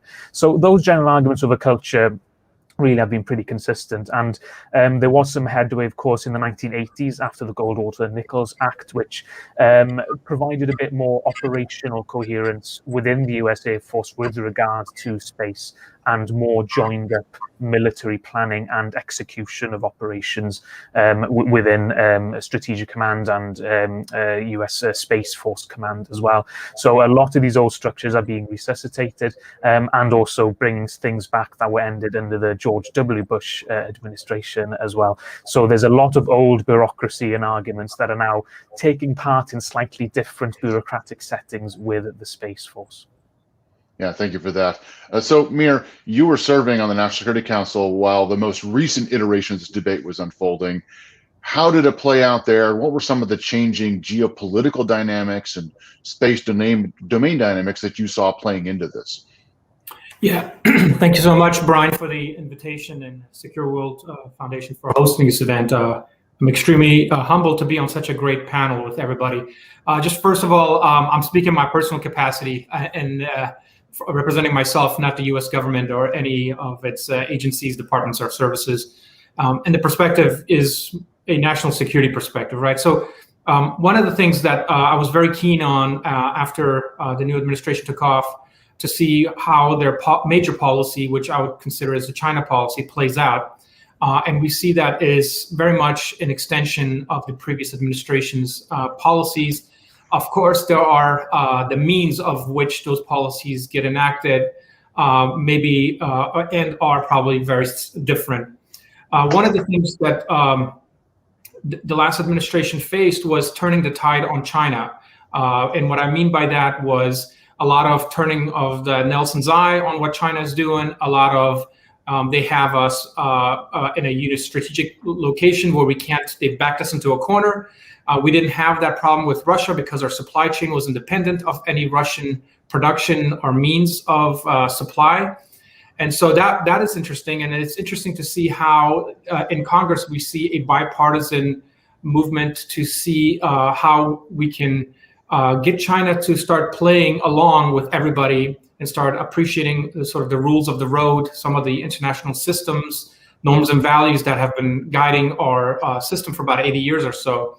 And then the primary drive for the White House has been, and I think will be, is to ensure that the United States and our allies and partners around the world, those who believe in democratic norms and values, ethical practices in business, financial transparency, and not polluting the environment and staying within bounds, I think those are the ones that will live on.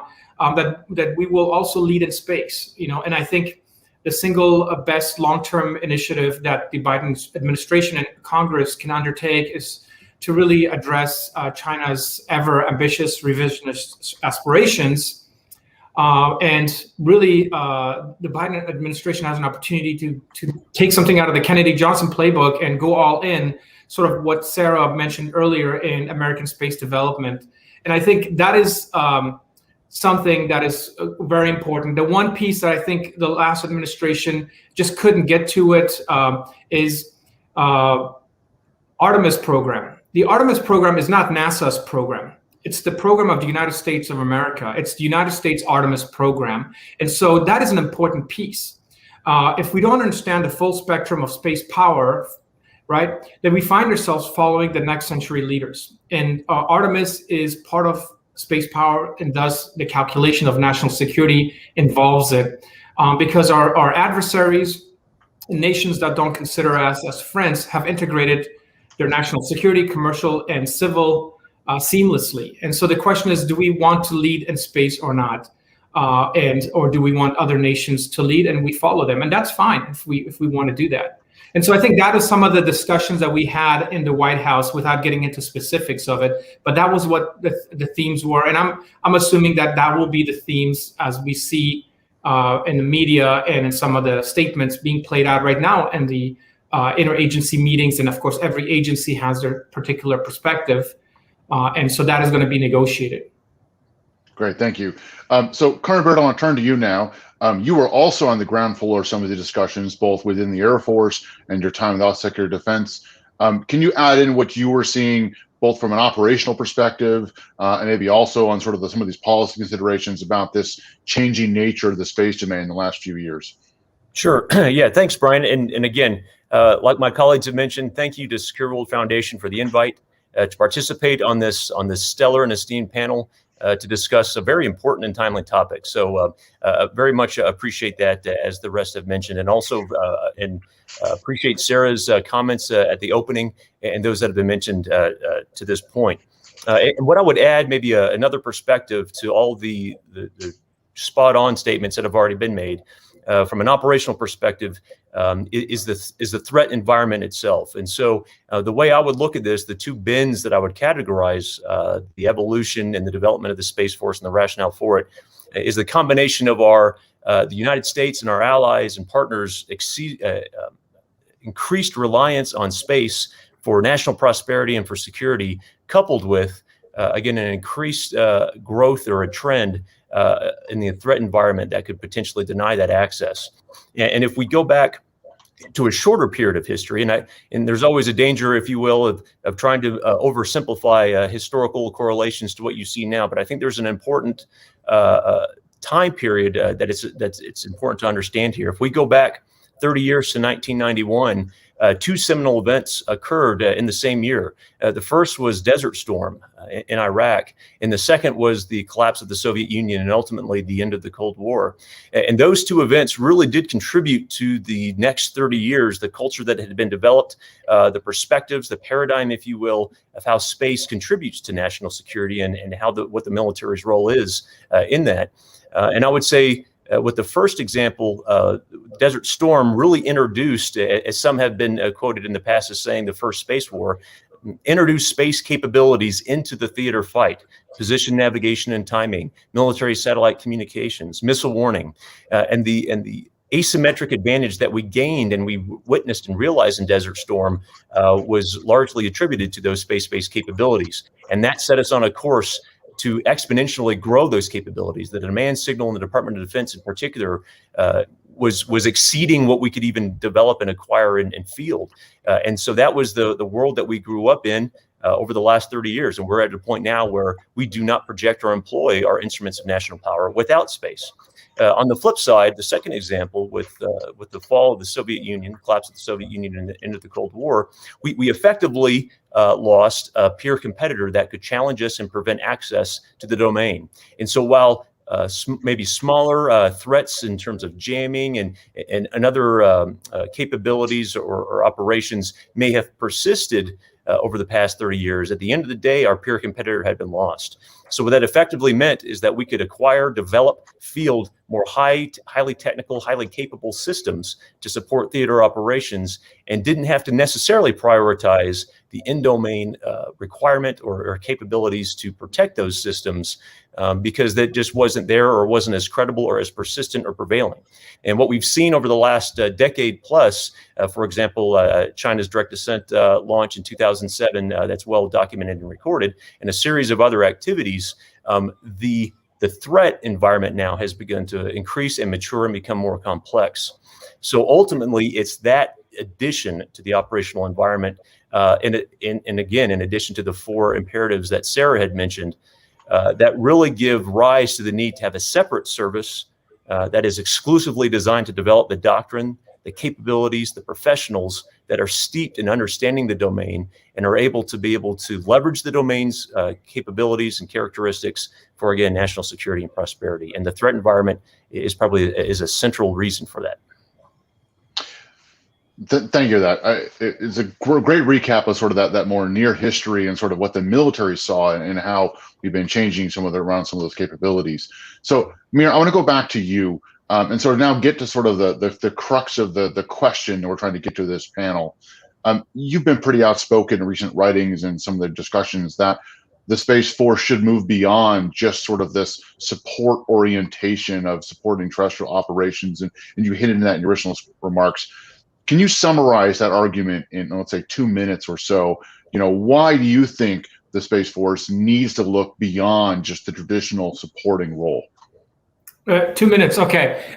So it took Shaggy Beard 9 months to write the capstone, and it's not 2 pages, but okay. So yesterday, if you didn't read, Space Force Guardian Captain Chris Fabian wrote an excellent piece in The Hill. So I would recommend for you to read that and look at all the links. So China has proclaimed themselves that they want to become humanity's dominant space power by 2045. And China is not containing themselves to Leo, right? And they're looking beyond. And so that is something that should concern us. That should also be something that should have a chilling effect on how we are calculating. Because we see on Earth, around the planet, how they behave, right? The extermination of Uyghur Muslims, the Hong Kong protests, the harassment of China, the COVID pandemic cover-up, and so forth. And then also in space, we saw that, and things have changed, and I've seen their behavior change for the better. We saw their reckless 2007 ASAT test. We have debris still orbiting until 2027 or so, right? And while they're still interested in LEO, they are now looking beyond LEO, and they're integrating commercial and civil technologies into their national security enterprise, and they're set their targets on GEO and XGEO. And as was mentioned, XGEO has been coined as a cislunar area of operation, right? And so that's an important piece to think about. And I like this terminology. We hear blue water, brown water, but I like this terminology that Coast Guard Captain Mike Sinclair coined earlier on last year, called look down space infrastructure, right? Which provides us everything: PNT, geospatial imagery, communications, and also other sort of non-security related things like weather, aviation control, maritime traffic, even wildlife trafficking control, and then climate and earth science research, right? Today, the DoD is very focused, and as it should, on look-down operations, right? And defense of our United States space assets that facilitate those operations, right? We cannot stop doing that. We should not stop doing that. This is starting, but the idea is starting to become more encompassive and inclusive, and we see some evolvements in that. And yesterday or today, AFRL released a primer on the cislunar, right? And so we need to start looking at that. We need to start planning for that, because if we're not there right now, I know the argument is always, hey, we're not there right now, but guess what? The Chinese are planning and they're building, and they will be there. And then we're going to be looking like fools without proper planning, right? So we will have to have the capabilities to protect our look-down infrastructure, but at the same time, we need to start looking at what is needed for look-up national security space operations. We need to start looking at what acquisition authorities need to be made more flexible. We need to have a gap analysis. We need to start thinking up corresponding closing of operational authorities to address that, right? So we can have that full spectrum capability. And also, most importantly, as a national security person, I'm concerned because I don't want the Chinese government having unilateral dominion and control and holding my critical capabilities at risk, whether it's the look down capabilities or the look out and up capabilities, right? So that's the important piece that I think we need to be looking at. And so one of the things that we like to think about is, and I'll compare this to we've been talking some history, is how our highways were built, right? And so, in the same way, President Eisenhower had the foresight to do look-out development of our interstate highway, even before there were enough cars and trucks to utilize them, right? We must invest in the same way to secure a space infrastructure today, because we know it will be there, right? Everybody's looking at the economic projections. And so that is what China is doing, and that is what we really haven't started yet, right? And we need to start thinking about it. And for example, space systems need to be part of the 16 plus space needs to become part of the 17 critical infrastructures that DHS lists, right? I would end with this, that if Eisenhower would be alive today, and I wish he were, he would totally support developing the space highway system of tomorrow, right? Just as the interstate highway knitted us together and introduced our country to each other, we can introduce humanity to each other, but it really needs to be who will build that infrastructure and who will be in control of that infrastructure. And if we are not, then we relegate that to China. And that is where we're at right now. Great, thank you for that. So Plaudit, I want to turn to you now. You've recently written a book on space strategy that argued essentially the other side of this issue, that space is likely to remain largely a support function. Can you summarize that argument in a couple of minutes? Yeah, thanks, Ryan. Condensing 8 years worth of work into 2 minutes. Look, we still want people to read the book, right? In my book is the analogy I push in my book is that we have to see Earth orbit more of a coastline, and concepts of blue water sea power that a lot of people like to use about military space thinking and strategy. That sort of fits more with what may or may not one day happen with interplanetary space. But when we talk about satellites in Earth orbit, the coastal mindset is really the best one to think, because it really is about infrastructure and support of needs on Earth, military, civilian, economic, commercial, security, intelligence, the lot. But even in Earth orbit, though, I would disagree with that interpretation at the start there, that it's, or rather the implication with the poll at the start of this panel, that it's either or, it's not support versus combat. As we know, in Earth orbit, combat and support operations have a long history in space, in Earth orbit. So even in that environment, in coastal operations, it doesn't exclude offensive or warfare operations, and not just logistics. So both do happen, but the way we approach space power is about the influence of that environment on the terrestrial environments, land, sea, and air. If you can't use that infrastructure, or if the use or non-use of orbital infrastructure of space makes no difference on Earth, then there's no point waging space warfare in the first place. The same with the Navy, the same with the air. There's no point just doing stuff in their own environments for their own reasons if it has absolutely no impact on what goes on the ground. So conceptually, that's the starting point. It's about the use and the influence you gain from that medium. Battle is a means, not an end. So continually seeking battle is not necessarily the right mindset. So when thinking about space culture and new space services, or more units within military forces around the world now doing space, for me, it's the logistics mindset is where you start, and then combat operations and thinking has to then support those logistics operations. So that's the way around I would argue it, and it's not a one or the other approach, but I would keep it to Earth orbit and leave cislunar to the fantasists.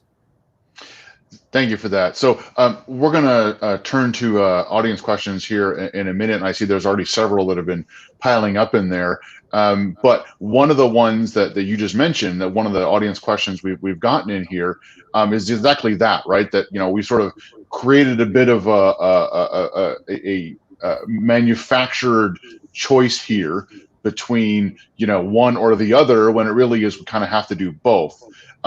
So Colonel Beard, I'll turn to you now. Because you were part of the team that wrote the Space Capstone publication for the Space Force. How did you guys approach this issue? And is this where you felt that you felt that Space Force had to deal with both? Yeah, no, that's a great question, and I would continue on with just the last comment that was made. That at no point in time, part of the team that had drafted this in advance of the service becoming a reality, did we parse it out in that stark of a manner. What we did realize, and what we wanted to emphasize in writing this first capstone publication, were three things, three motivations behind it, and those all tie into to answering the question here. The first was that space power had matured to the point that it warranted its own independent articulation, and that was the first prevailing motivation that drove us to this. The second motivation was that when we were to have a new service, should we have a new service, that service would need a central document that provided its purpose, its identity, and its culture separate from, but coordinated with and integrated with the other services. Those that joined the Space Force would no longer be Marines, airmen, soldiers, sailors, etc. And the third motivation, which is equally or related, I should say, was that the joint force would also have to understand what the Space Force brings and what space power brings to the joint fight to national security. And it's in that framework that that this discussion really kind of started to abound. And we identified, in addition to those 3 cornerstone responsibilities of the service. The first is to preserve freedom of action in the domain. The second is to enhance joint lethality. And that's, you could suggest that that's what the space capabilities, the military space has been doing for decades. And the third cornerstone responsibilities was to provide independent options. And if you look at that context, to this blue versus brown, looking down versus up discussion, it really is a combination of both. We have to first and foremost preserve freedom of action to those capabilities that enable us and provide the prosperity and security that we have. And that is an inherently brown water, if you will, dialogue, that we have to maintain access to those capabilities which already exist and which might be threatened and potentially could be removed in a detrimental fashion. And at the same time, though, we do put hooks in the capstone publication, in the doctrine, that speaks to cislunar, ex-geo, with the anticipation that national interests, national objectives would expand beyond the geocentric orbit, and that the concept of preserving freedom of action, providing independent options, they are not contained to a specific geolocation or geocentric location, if you will, or orbit regime. And so those requirements, that cornerstone responsibilities, would expand as national interests expand, and that the military would have a role pervasively to be able to provide those no matter where we are.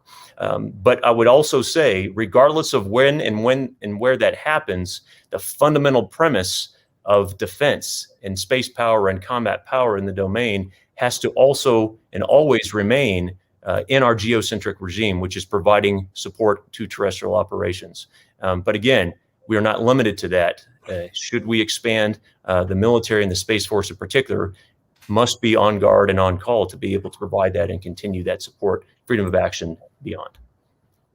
Great, thank you for that. So, Caitlin, I want to turn to you and sort of get your thoughts on this. And in particular, to me, one of the issues with doing both is that creates some resource challenges, particularly on the budgeting side. So how do you see this, and what do you think some of the challenges are in working through this? That is exactly what I was going to say. So it's not a one or the other approach. However, in the current state of our resource constrained environment, and in the future, looking at a further resource constrained environment, we're going to have to make tough decisions, not to eliminate the great capability that we already have, but decisions on what to further invest in. And as Sarah said at the beginning, the Space Force has incredible opportunity and responsibility in promoting commercial space, in starting and investing in new technologies and new missions. And so that's kind of where this resource issue plays in. I don't think I think there are pros and cons to this debate on all sides. What I'm really excited about is that having this debate in open forums like this is causing further research, deeper discussion, and even more study, and getting attention onto the issue, and smart minds thinking about it will help us make more informed and technically informed policy. So not just what we can dream of and throwing in Star Wars and Space Trek references, but really what are we physically capable of, and where is the conversation leading us, while keeping in mind that we can't just posture ourselves against what we think our adversaries are doing. We must do what will protect and support our troops and our capabilities and our national security at home. Thank you. Mir, I want to pull up one of the audience questions here and sort of get your reaction to it. And it's something that I wonder myself. And that's, you mentioned that China has talked about dominating space and becoming sort of the global space power the next, I think, by 2050. But the US has also talked about that dating back for a few decades now, and has had US policies or doctrine statements from the US military talking about space dominance, space superiority. How much do you think that maybe China's thinking on this was influenced by prior U.S. thinking? And are they both approaching the same way, or is China really thinking about it differently than the way U.S. has in the past? Yeah, Brian, that's a great point. Let me just also reiterate, I'm violent agreement with Casey Beard. I think the document had a great, like he said, stepping stone for expansion, right, into the blue water sort of space aspect. So once we get there, we will be able to expand. So I think that was an important aspect that I was very happy to see in the capstone. When we talk about a domination, right, nobody can dominate space. Like, I had a conversation a couple of days ago with someone about Lagrange points. Like, they're as big as the Mediterranean Ocean. Like, how are you going to dominate the entire Mediterranean Ocean, right? Even physically on Earth, it's not that easy to do, right? So we're not talking about dominating space. What we're talking about is different things. And like you said, China's really smart move of the Beidou system, right? The alternative to GPS. Who are they bringing on board for that is very shrewd. It's very smart. It's something straight out of our playbook, right? But they are making sure that there's no dependency on the U.S. They're making sure that the little coalition or the big coalition that they're building, there's no dependency on the U.S. And that then, if they wanted to, they could tap in and get national security or intelligence information from that system, right? The Belts and Roads process, right? It's something very similar to the Marshall Plan, but different, right? And so they are doing that, and they should be doing that. If I was in China and I was advising the Chinese leadership, I was Chinese, I would tell them, do that. What are we doing, right?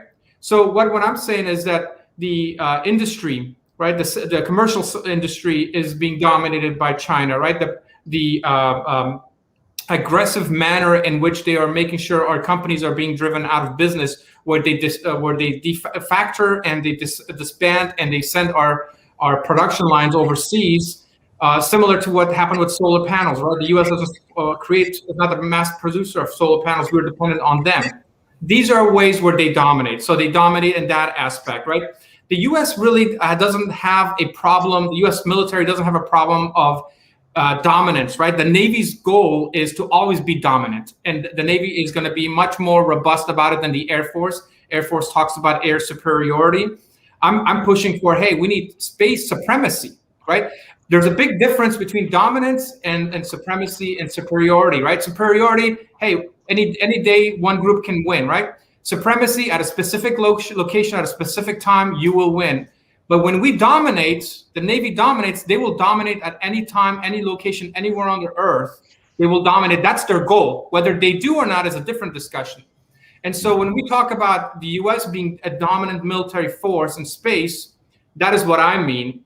But the Chinese are looking at it. They're gonna be dominant from the civil side, right? They're gonna create a very unique ecosystem where everybody wants to be part of that system.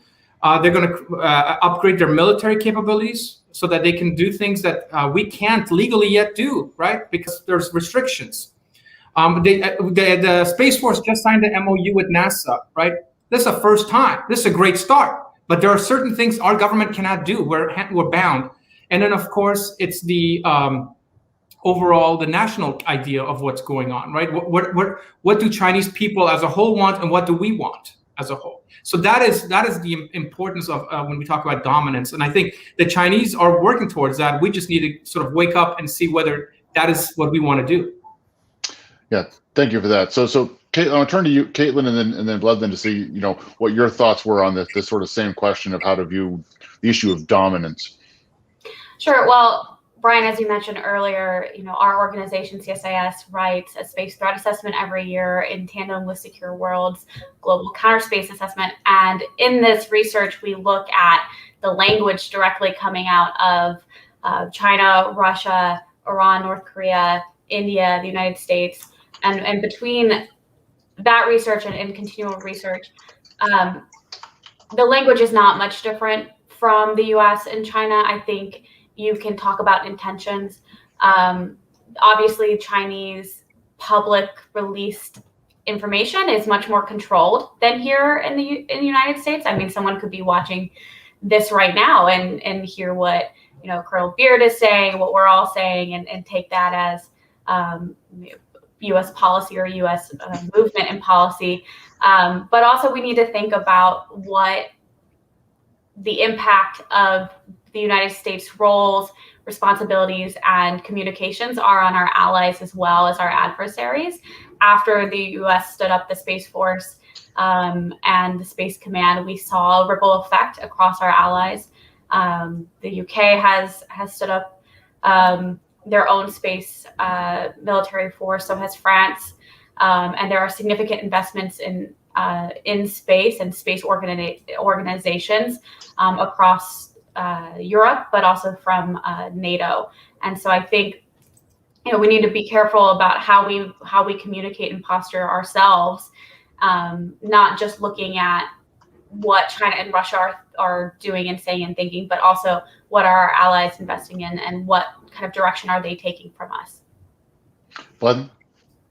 Yes, so I think when it comes to the question of doctrine and language, I guess to Americans I would say, well, there's no better flattery than an imitation, and the Chinese are learning from the best at military space, and that is you, the United States.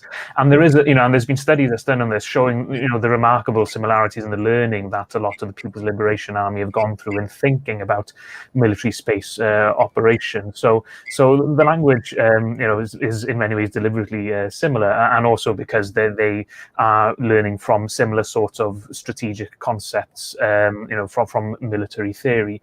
And then I think in terms of thinking more broadly about what China's doing in space, I think there has to be a bit more caution, and I guess I put a bit of brakes on some of the more sort of space racy arguments that we've heard. In that, I think it's worth bearing in mind that China has spent the last 30 years investing so much money in its massive array of military and civilian space infrastructure to try and get to almost where the United States was in the mid-1990s. That's sort of where China is now today in the bulk of its space infrastructure. Now, there are some targeted areas like space weapons where, of course, the Chinese do have a lot more capabilities than the United States did in the 1990s. But China has been in catch-up mode. And also, if we look at a lot of documentation from China on its exploration plans on the moon and perhaps deep space probes, the deadlines are always optimistic, the same as they are in the United States and Europe and Russia. Everybody likes having those diagrams and the dates that are never met. In the year 2000, China was saying that it was going to have boots on the moon in 2020. It's 2021 and they're just putting up their long-term space station into orbit. So I think we have to be a bit more careful in terms of thinking, China's going to take over cislunar tomorrow. And we have to stop seeing all scientific and exploration activities as inherently dangerous and a threat as well, because that's not how the United States would like to see its Artemis program as. Even though there may well be some military involvement, and the Space Force is talking about cislunar operations, that's the sort of language that China will jump on, in the same way that a lot of American analysts jump on any sort of PLA involvement in any kind of space activity with the Chinese that are not necessarily threats, like the space station, for example. So there's a lot of mirror imaging, and there's a lot of similar sort of action and reaction going on both sides here. But also it's worth remembering that the cislunar environment really is not militarily or economically significant today, and probably will not be for a very long time, especially when getting orbital infrastructure to work for real important issues, real important needs here on Earth is still something that's quite difficult to do and quite temperamental. I mean, how is GPS-3 rollout coming along? That's been quite an interesting discussion. So, Colonel Barrett, I'm not going to ask you to comment on GPS-3 specifically. I do want to pull up another question from the audience here, sure, and touch on something we mentioned a few minutes ago, and that's sort of the role of commercial in this. And so the question is, what is the U.S. Space Force's role in terms of fostering commercial in-space activities? How is it you guys are seeing that? Is it part of this equation of increasing, American space power that we talked about a little bit earlier? Yes, another great question. And I would say broadly, and many of you probably have heard General Raymond say very similar comments, that the Space Force from the get-go is built to be innovative, agile, fast, and future-looking. And so we are really looking at everything that we can with an open canvas. I would say that as the Space Force continues to mature and our presence continues to expand and adjust to meet the needs of the nation and the support of our allies, and really to contribute to a safe, secure, accessible space domain, we're also partnering very closely with the commercial sector. And I believe that there's a symbiotic relationship between both, that we can continue to seek some of the great technology, learning, innovation that's being done in the commercial sector, where in fact, it might be even exceeding the DoD. You know, we've seen an inflection point over the last couple of decades where the DoD has largely been the leader of technology and fielding of that technology. And in this case, now the commercial sector really has the preponderance of that. And so we have already established several connections and bonds with our commercial partners to understand and leverage some of the approaches they take in the digital transformation that you've probably heard several times that the Space Force is trying to undertake to get us more into the 21st century and beyond. From that to infrastructure to just other technologies that could be fielded to continue to provide robust capabilities for what we need here on Earth and beyond. So I think the growth is absolutely there. In fact, I know it is. And there's evidence throughout just the first year and a half of our existence. And I absolutely see a continued growth in that relationship, more formalized growth going forward. And if I could, before I step off too, I'd also like just to contribute or add more to what Caitlin had mentioned previously about also the need to partner with our allies. This is not go it alone. The objective of being able to maintain the security accessibility requires a team approach, whether it's commercial, allies, partners, et cetera. And so that is absolutely where the Space Force is focused. And we're already seeing the benefits of that at this point. Yeah, great. Thank you for that. Mir, you wanted to chime in on this question as well? Yeah, and I think this is one of the important pieces, right? I mean, one of the reasons for the creation of the Space Force was to help with the whole procurement acquisition process. So the fact that the Space Force is, doing that is an important aspect too. Don't forget that it's while the major primes have always been the backbone of a lot of the heavy lift, the innovation really lies in the smaller companies, and we need to find ways. This COVID year, I was at home giving free advice to, as a government guy, I can't, take money for this, but I was giving free advice to a lot of startups. And I would tell you how much time I would spend with people from the CEO down to their finance people saying, we are baffled by how this process works. It's not just space acquisition and processes, but others. We need to find a way to streamline that, really find a way to streamline that because there are some amazing capabilities out there that are not integrated. Two, the other part that's not really looked at upon that much is how we are leveraging commercial when it's an idea that's not currently in the architecture. It is currently not something that we have imagined. And getting that in there so that becomes a requirement for future planning, that's an important aspect. So I've talked to companies where I'm like, have you talked to General Raymond? They're like, no, and there's a reason why they're not talking to General Raymond, but the idea that this needs somehow to be incorporated into the imagination of the service so that then they can say, we are looking for stuff like this. Can you approach us if you have this? That is an important piece. And then lastly, I want to just clarify, maybe I misspoke, but when I talk about space power, I'm not talking about militarization, right? I'm talking about the national instruments of power and how we project that power into space. And so just like the Food and Drug Administration is part of our national security, as we witnessed in this COVID year, the same thing is happening with NASA, right, and space. So they are part of the national security calculus and space power. And so the DoD really must return to some of their historical roots in going back into commercial, going back to supporting civil like we did in the 50s and 60s. I mean, the president mentioned that he wants to create a DARPA-like agency for science during the State of the Union. So these are things that we need to start feeling comfortable with. I know maybe it's uncomfortable for some people, but we need to start feeling comfortable with. Thank you. Yeah, it's an excellent point, and that's a difficult thing to try and balance, right? How do we integrate all that stuff without sort of the military aspect sort of taking over all those other things, right? And NASA now being perceived as potentially a military entity or being having a role with that. I think that's an interesting question. So there's another question on the chat I want to bring up real quickly as we're sort of moving the last few minutes here. And Bled, I was thinking maybe you could give a kind of a quick answer to this. And the question is, how can the U.S. use the words like space supremacy, dominance, while at the same time talk about norms of behavior, which is something that's been a big talking point for the U.S. military the last several years?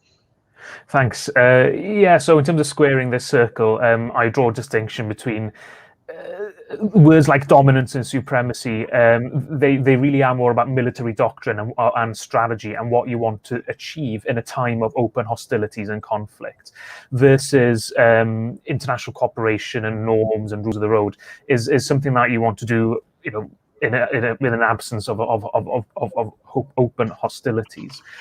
Therefore, when the United States Space Force will talk about denying the use of space to adversaries, it doesn't mean denying the use of that environment in a time other than war. In the same way that the US Navy talks about dominating particular sea lines of communications and particular oceans in the event of open conflict. But during peacetime, it ensures safe passage of all legal traffic. So that's the distinction I make, and I don't see a contradiction there, because rules of the road, things like that, are really more about everyday governance in times other than open warfare. So that's how I would square that circle in the language that we see coming out of these different parts of not just the US government, but many of the United States allies and also some other states as well today.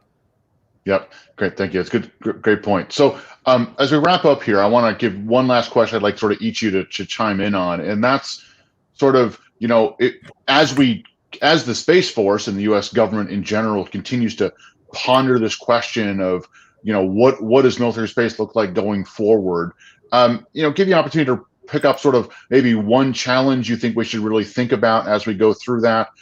Whether it's resources, this is the policy, is it legal implications, whatever else, and maybe a minute or so each as we sort of one final roundup before we wrap up that. Mir, do you want to start, and then we'll go around? So I think the issue that I'd like to stress is what we don't have and what we need, and we are constrained by the way our government works. The election cycles, the fiscal cycles, and all that. Is we really need a national space vision. Bruce Kay and I wrote about it a while back in a report for DIU and AFRL and Space Force. But I think we need to have that. The second piece that I would really talk about is we need to talk about how, why, and when we should classify space systems as critical infrastructure, right? The debate is rife right now. There's legislation pending in Congress about that. And we need to start thinking about that, because that will drive how we protect our look-down space systems, but also start planning our reliance and our future capabilities of the look-out piece of space infrastructure and systems. So I think that is the major piece I would want everybody to leave with. And we should and we can do both. We can look down and look up and about. So I think that is something that I want to leave everybody with. Great, thank you. Caitlin? Thanks, Brian. You mentioned a lot of challenges. Obviously, we kind of talked about the resource one earlier, so I want to pick something different. And I think that is the challenge of integrating commercial capabilities that already exist into our services architecture and using them actively in missions, while balancing the security aspect of using commercial services and software. So making sure that, as we know, U.S. military satellites are highly protected from attack, but commercial services might not be in the same way. And so how do you impact these requirements without stifling innovation or putting too much burden on commercial industry? But if commercial industry really wants to make that impact and have the government as a customer and as a reliable customer, they do also need to think about adopting a lot of the best defenses or protections in the case of a conflict or attack or operating in a denied environment.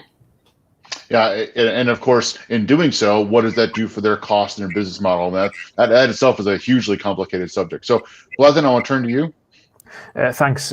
So I think the most interesting thing I'll be watching in the years ahead with military space in the US is the evolution of the culture in the US Space Force. So as Sarah said at the very start, the Space Force is inheriting a lot from the US Air Force, both in terms of actual personnel, but in terms of procedures, institutions, and what it's done as a US Air Force part for the past 60 years or so.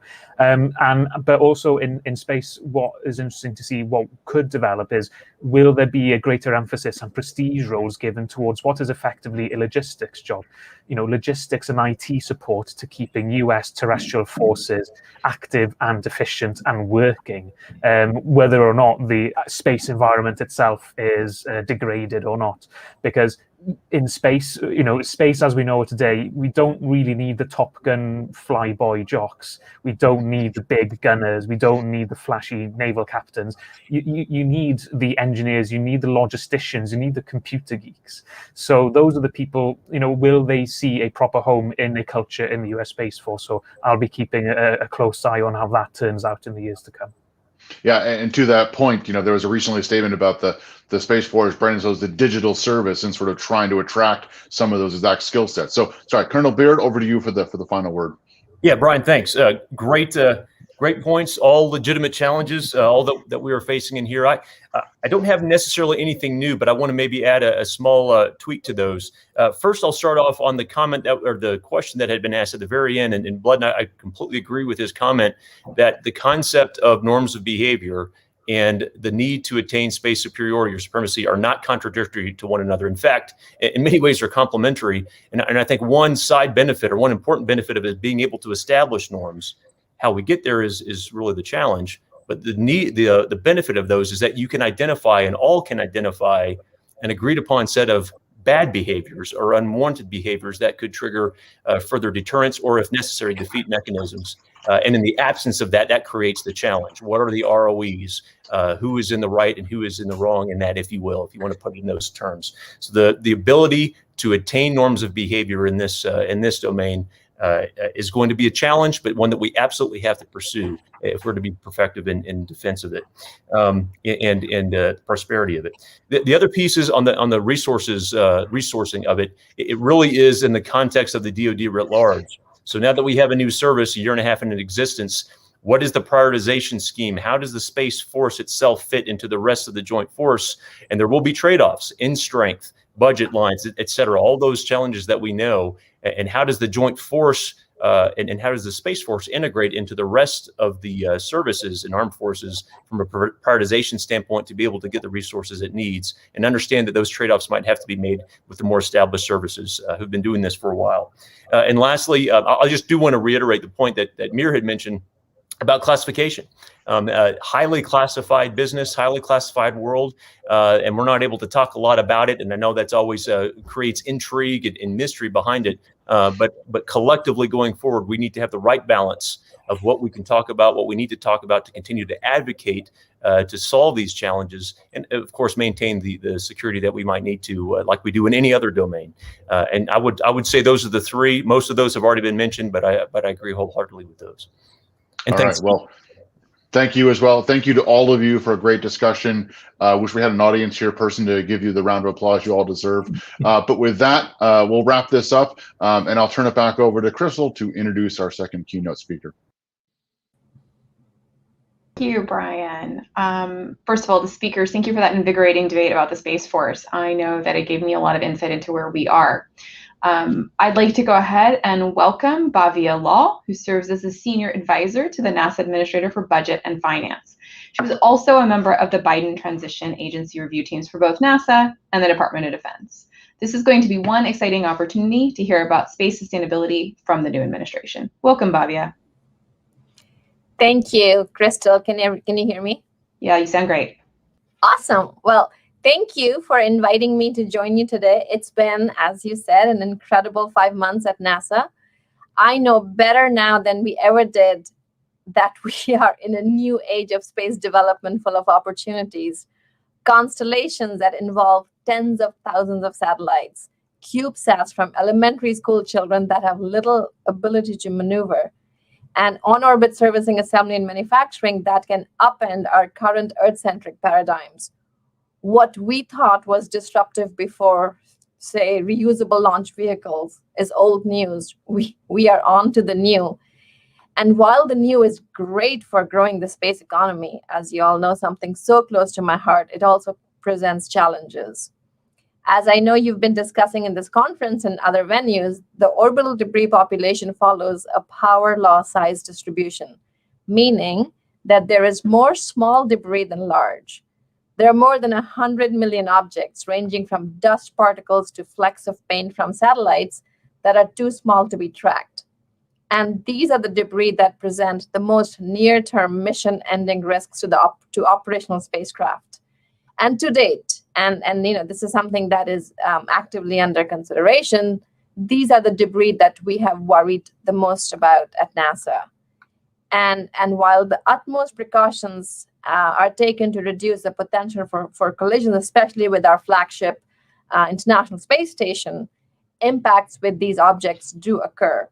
I'm sure some of you know, just a few weeks ago, during a routine inspection of Canadarm2, experts from NASA and the Canadian Space Agency found orbital debris damage to one of its boom segments. Luckily, the debris did not affect the arm's functional abilities. The damage is mostly limited to a small section of the thermal blanket, and Canadarm is continuing to conduct its planned operations. But the strike highlights just how important this issue is and how seriously NASA is taking it, and always has. NASA is a founding member of the Interagency Space Debris Coordination Committee, IADC. IADC established the first international consensus-based space debris mitigation guidelines in 2002. The guidelines emphasize that re-entry of a spacecraft or orbital debris stage should not pose an undue risk to people or property. NASA has also been instrumental in supporting the U.S. delegation to UN COPUOS to develop the COPUOS Space Debris Mitigation Guidelines in 2007 and guidelines for the long-term sustainability of outer space in 2019. NASA has promoted the U.S. government orbital debris mitigation standard practices with the international community and continues to work with the international community to further improve international orbital debris mitigation best practices, such as these guidelines. And we can talk a bit more in Q&A about specific NASA activities underway. But there is so much more to be done, which is why I'm so excited to tell you all about it. We've assembled an orbital debris review team in-house to evaluate how NASA can be a more effective leader in the area of space sustainability. But the reality is that orbital debris is not something NASA or even the United States can take on alone. In my mind, and this is how I'm conceptualizing our review team as well, orbital debris mitigation has three parts. Reduce the amount of debris we generate, know where everything is, and not just the debris, but also valuable things that debris would hit, and be able to maneuver so you can avoid getting hit, and of course, remove the debris, the three parts. Given the speed with which the space sector has grown and is expected to grow, we are facing challenges on all three fronts. To reduce the amount of debris, we need to agree as a community, among other things, not just within the United States, but internationally as well, on standards and best practices on how to design, launch, and operate spacecraft so they don't produce debris. To know where everything is, to understand the space and debris environment, we need more and better sensors, better data analysis and fusion capabilities. Again, global agreement on how we collect and share data is critical. To be able to maneuver, assuming the quality of the information about potential close approaches or collisions is good, satellites need maneuvering capability, which, as we know, not all satellites do. Last but not least, we need to start to think about how we will remove some of the worst offending objects. This active debris removal will be expensive. ESA and other funders will pay the equivalent of well over $1 million per kilogram to remove a secondary payload adapter left by Arianespace's second Vega mission in 2013. Again, I'm not implying that we need to remove all the debris out there, but just a little back of the envelope math, Given that there is more than 8,000 metric tons of debris in space, if we extrapolate from this 1 point calculation alone, and you know there's probably range of costs, we are talking about trillions of dollars in debris removal.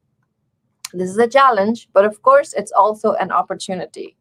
Space is a big, diverse, and innovative sector, and together we can come up with amazing approaches that don't just involve technology, but also regulatory, policy, and other kinds of innovations. We are also lucky that we have somewhat of an analogy, not a perfect analogy, but nonetheless an analogy that we can learn from. Climate change. Think about it. The orbital debris problem tracks the climate change problem pretty closely. We want to reduce the amount of greenhouse gases we put out. We want to monitor, track, model what we are doing and how much progress we are making. And we want to remove greenhouse gases from the atmosphere. Each of the things that earlier I said were issues we want to address in the space debris world as well. Now, in the climate world, there's all sorts of clever technological, policy, and regulatory schemes under consideration. Carbon sequestration technologies, cap and trade schemes, regulatory fees. And these are only some of the tools that have been used for environmental management. And the space community should really build on these lessons. Both Congress and the White House have laid out plans that were developed with interagency input. Space Policy Directive 3, the National Space Policy. Earlier this year, OSTP, with input from NASA and other agencies, put out an orbital debris R&D plan. It is important that we begin to implement this plan. I spent about 25 years in Boston before I moved to DC.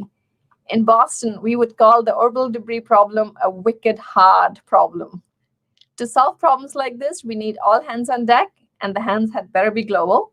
It is not a problem Americans can solve alone, but we can and we should be the leaders. The solutions the government co-creates with the private sector will lead to an even bolder and brighter future in space for all of humanity to enjoy. I want to keep my remarks short, and I want to turn it to Crystal for questions, and I'm looking forward to a really good discussion. Well, thank you, Bhavya. That was a great quick overview of where the agency's at, what they're thinking about some really important issues around space sustainability. I know that I immediately took note that there is a new active debris review team at NASA, and I look forward to hearing more about that in the future. In fact, I was fiercely taking notes. I do want to turn this over to the audience. So if anyone out there, I've seen that some questions have already come in, and we will just jump right into these. Bobby's agreed to take a few questions, so we won't probably be able to get to them all, but please go ahead and add those into Mentimeter. The first question that I wanted to hit on with you, Bhavya, is touching on international community issues. And so you can see it on screen there. What steps, no, I'm sorry, that is actually not the correct question. I apologize. I'm gonna grab the correct one. So here it is. Are there opportunities for emerging or non-traditional space countries to participate in Artemis? So as you know well, space exploration is neither inexpensive nor easy. We want the world to join us, not only for sustainable presence on and around the moon, but stay with us as we go on to Mars and beyond. NASA's Office of International and Interagency Relations, OIIR, is our interface with NASA's counterparts around the world, and our folks there would be happy to engage in potential collaborations related to Artemis program. NASA has publicly available reports on the potential for specific science and technology development activities on the moon and around the moon. And we would be excited to engage with both current and new partners on the potential for joint activities.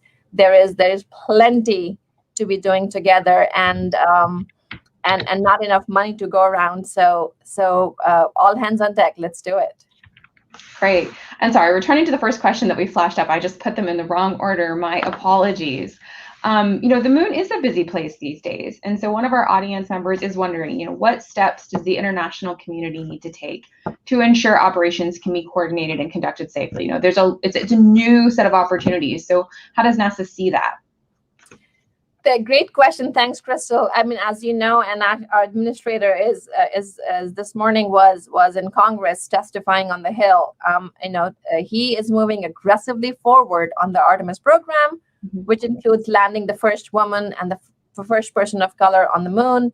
And parallel with the program itself, and that kind of relates directly to the question you asked, NASA has also developed a statement of a shared vision to create a safe and transparent environment to facilitate exploration, science, and commercial activities, not only on the moon, but deep space, Mars, comets, and asteroids.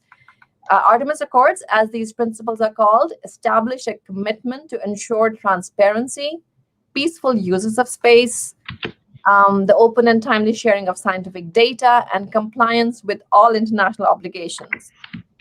As you may know, the accords have been signed by 12 nations. We hope to be having the rest of the world join us as well. Just recently, South Korea, New Zealand, and Brazil joined in the past month or so, the first signatories under the Biden administration. The Artemis program will be the largest and most diverse human spaceflight exploration coalition in history. And note, I underscore the word coalition. We are not going there alone. We are going with partners.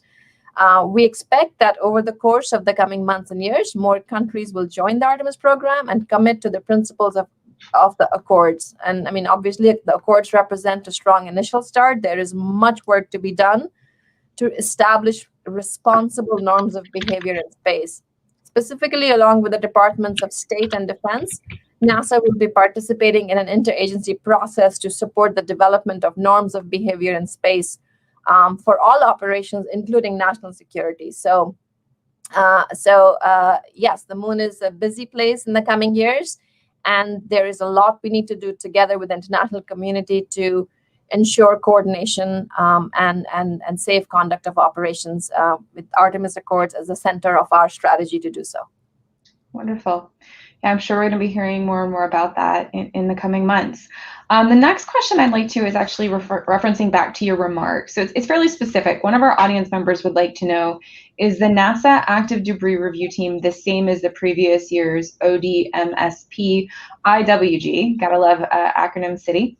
Specifically, is it government only, or does it include commercial and academia? So the Orbital Debris Review Team I'm leading is an internal NASA-only team, and our goal is to better examine how NASA could be a better leader in ensuring space sustainability. Up until now, NASA has focused mainly on protecting our own assets, right? I talked earlier about making sure ISS is safe. You know, we have a team at Goddard that looks at our robotic missions. We have an orbital debris program office, which does a lot of the modeling, characterization, the data around the space debris environment.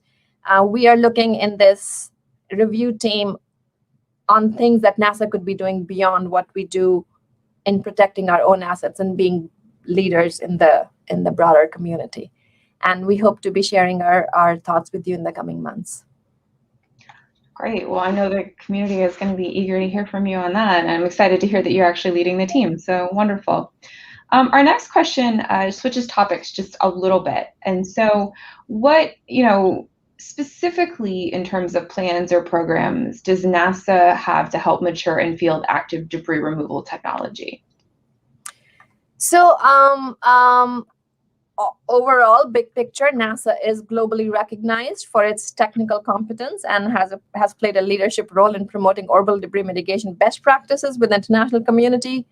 On the debris removal front specifically, NASA is currently focusing, and this may change in going forward, but we are currently focusing on early stage technology developments as opposed to operational systems. So since 2011, the NASA Innovative Advanced Concepts NIAC program has funded 6 early stage research studies relevant to orbital debris mitigation and removal, and we can get you the studies if you'd like.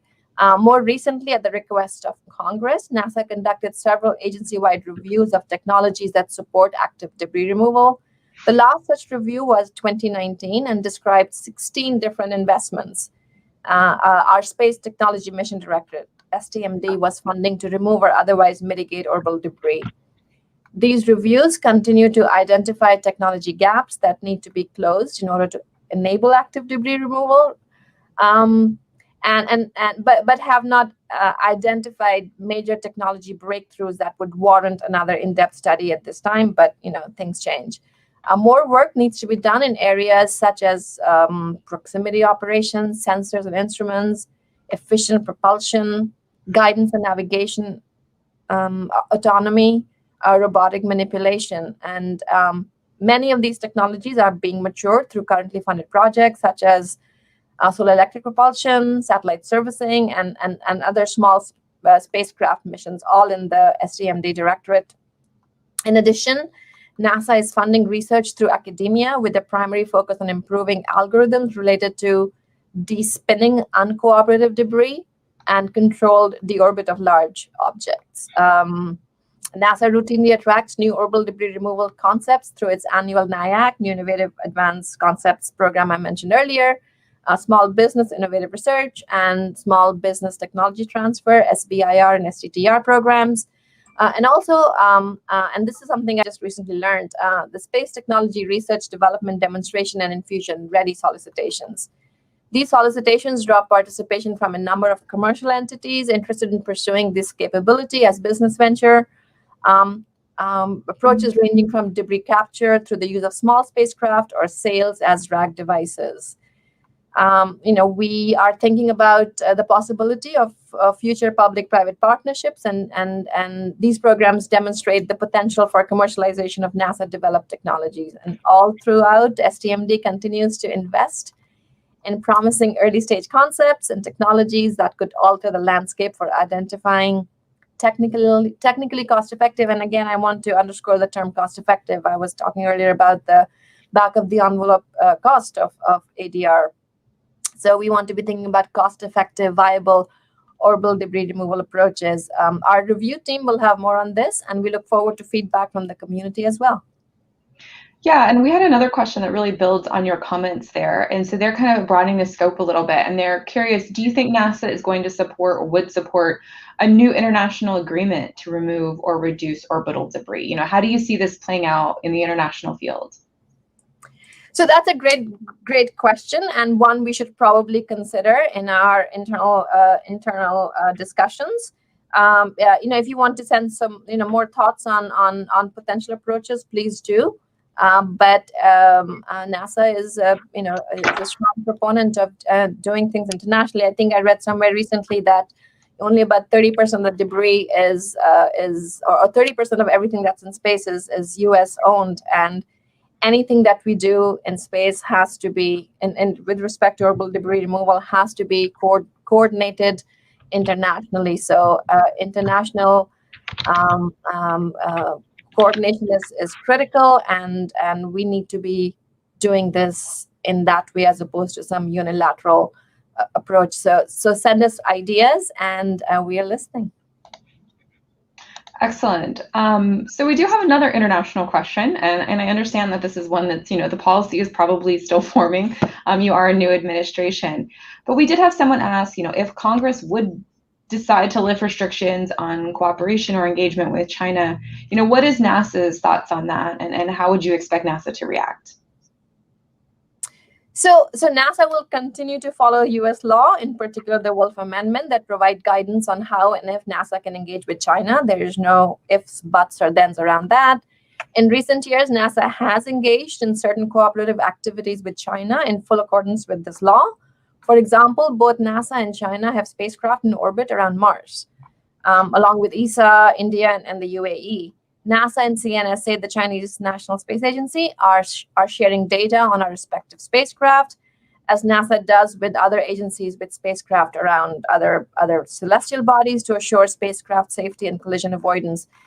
We will continue to do whatever is in the best interests of the United States, and as long as we are in accordance with the law, which is one of our most important criterion, which is the criterion for engaging internationally.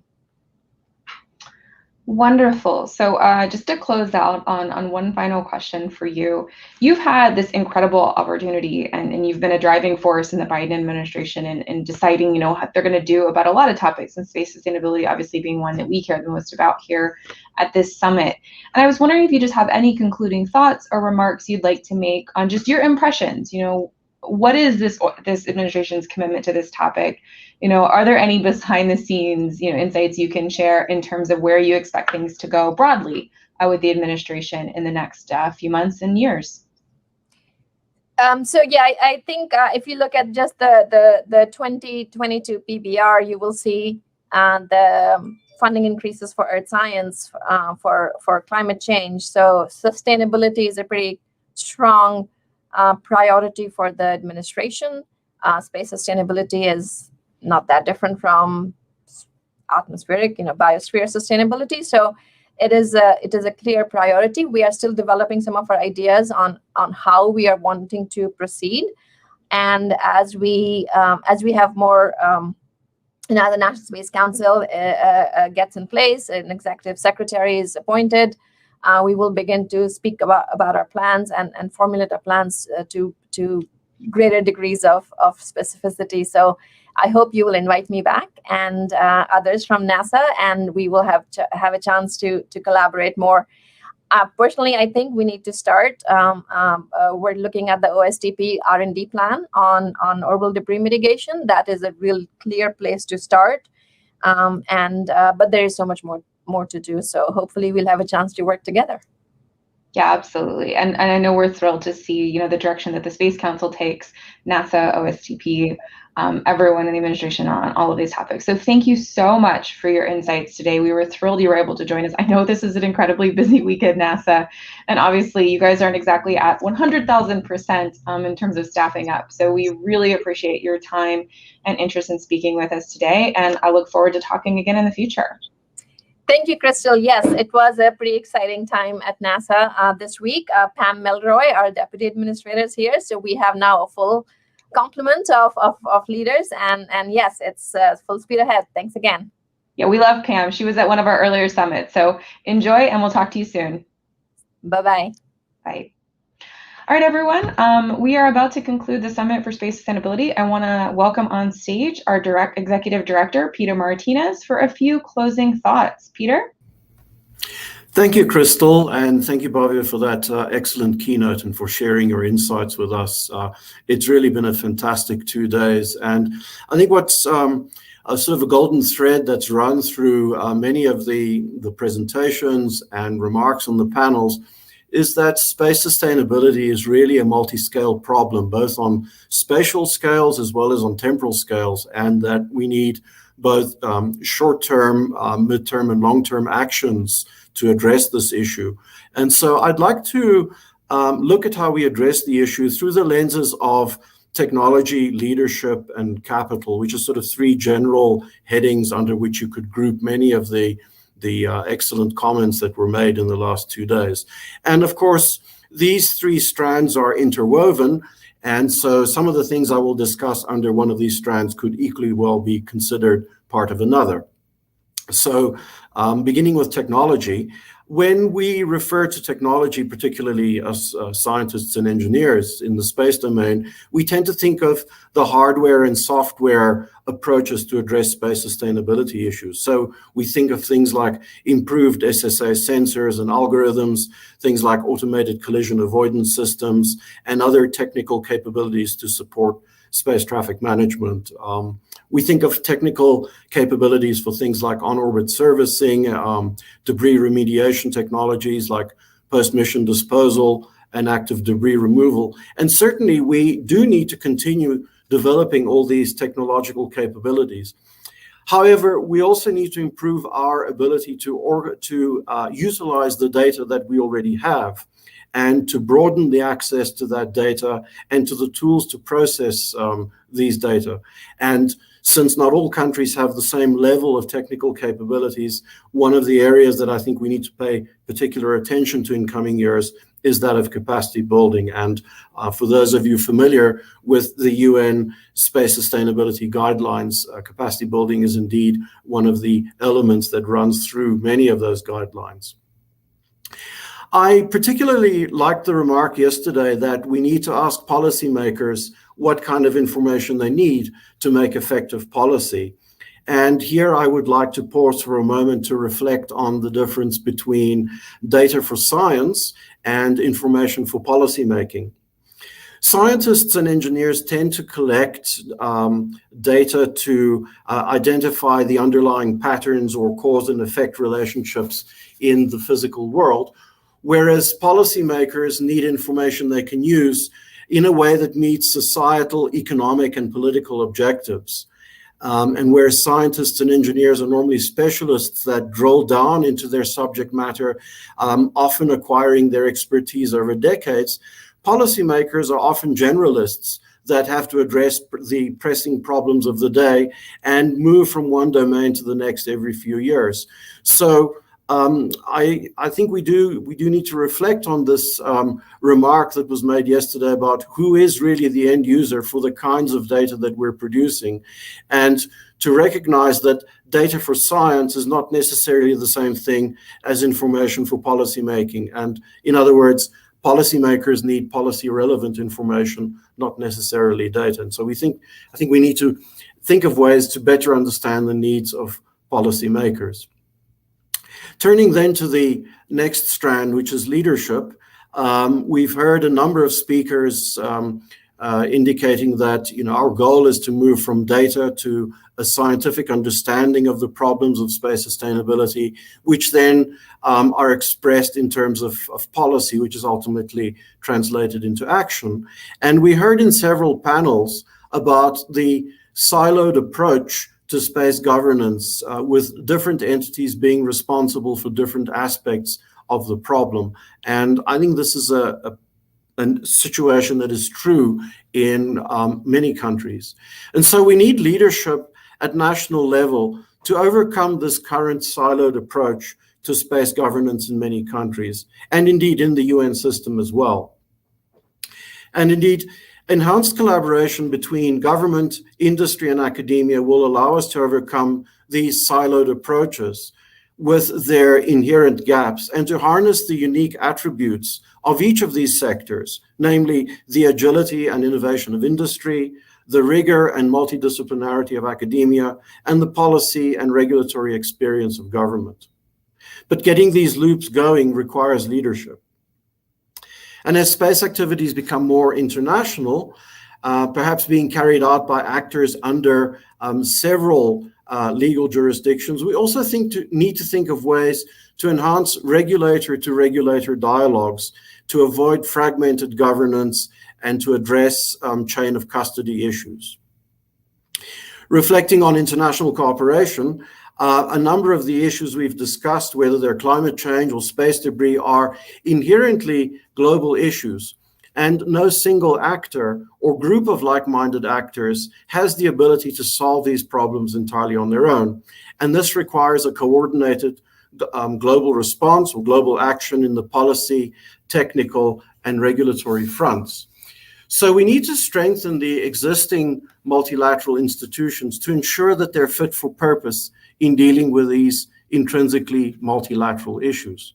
For example, yesterday we heard about the population of large legacy objects that, from a scientific point of view, it would make sense to make them a priority for remediation. But this, as we all know, is not a scientific issue, but more of a political and diplomatic issue. So we need international cooperation to solve the regulatory, registration, and liability challenges associated with such issues. Turning then to the third strand, namely capital, several speakers have referred to the need to perform risk and cost benefit analyses for these new systems that we are developing and deploying into the space environment. And a number of speakers pointed to the need to recognize the complete overall lifetime cost of sustainable space operations. So this means looking at the economic aspects holistically and integrating them into the financial plans of operators. From the investment community perspective, that is providing the capital for these space systems, this raises the importance of responsible investment in space activities. And when it comes to promoting investment in responsible and sustainable space activities, government, of course, has a role to play, both in terms of providing incentives and disincentives to promote certain behaviors and discourage others. Lastly, pulling all of these three strands of technology, capital, and leadership together, perhaps we need to change our perspective and approach to space sustainability from seeing it as a series of necessary actions to avoid the negative consequences of inaction to seeing it as an opportunity for growth and prosperity to be embraced by the entire space community. So those are some of my key takeaways from the past 2 days. I'd now like to bring this conference to a close and thank all of those who made it possible. An event like this, even a virtual one, needs considerable resources, and so I would like to begin by thanking our digital content sponsors, without whom it would not have been possible to organize this conference. Thank you also to our media partners who are playing a very important role in covering the developments in space sustainability and promoting greater transparency in space activities. I'd also like to thank the spotlight speakers for their excellent talks that set the scene for the panel discussions that followed. If you missed any of these excellent talks, you can catch them all on the Summit website, and I can strongly recommend viewing them all. I'd also like to thank all the panelists who shared their wisdom, insights, and experience with us. Thank you to all of you. And also to congratulate the winners of the essay contest. If you have not had a chance to check out these videos on the conference website, I encourage you to do so. Lastly, an event of this type takes a lot of planning and preparation over a long time. I would like to thank the Summit Chair, Crystal Hazelton, for her excellent leadership in organizing this conference, and to all my Secure World colleagues, both seen and unseen, for their efforts to organize and deliver this conference, as well as to the folks from Chic Productions who were the producers for this event. Thank you to all of you. This brings our 2-day program to an end, but we still have another segment of the summit aimed at young professionals tomorrow. I'd like to remind all the young professionals about the mentoring sessions tomorrow at 9 a.m. Eastern and 7 p.m. Eastern. If you're a young professional, you should have received an email about this. If not, and you would like to attend these mentoring events, please feel free to reach out to us. Lastly, thank you to all of you, the audience, for your attendance and active participation in the discussions. We hope you enjoyed participating in this conference as much as we enjoyed presenting it to you. We're looking forward to the next Summit for Space Sustainability as an in-person event in 2022 in a location outside of the United States. Watch our website for more information over the coming months. With that, I now close the 3rd Summit for Space Sustainability. We hope to see all of you in person next year. Thank you.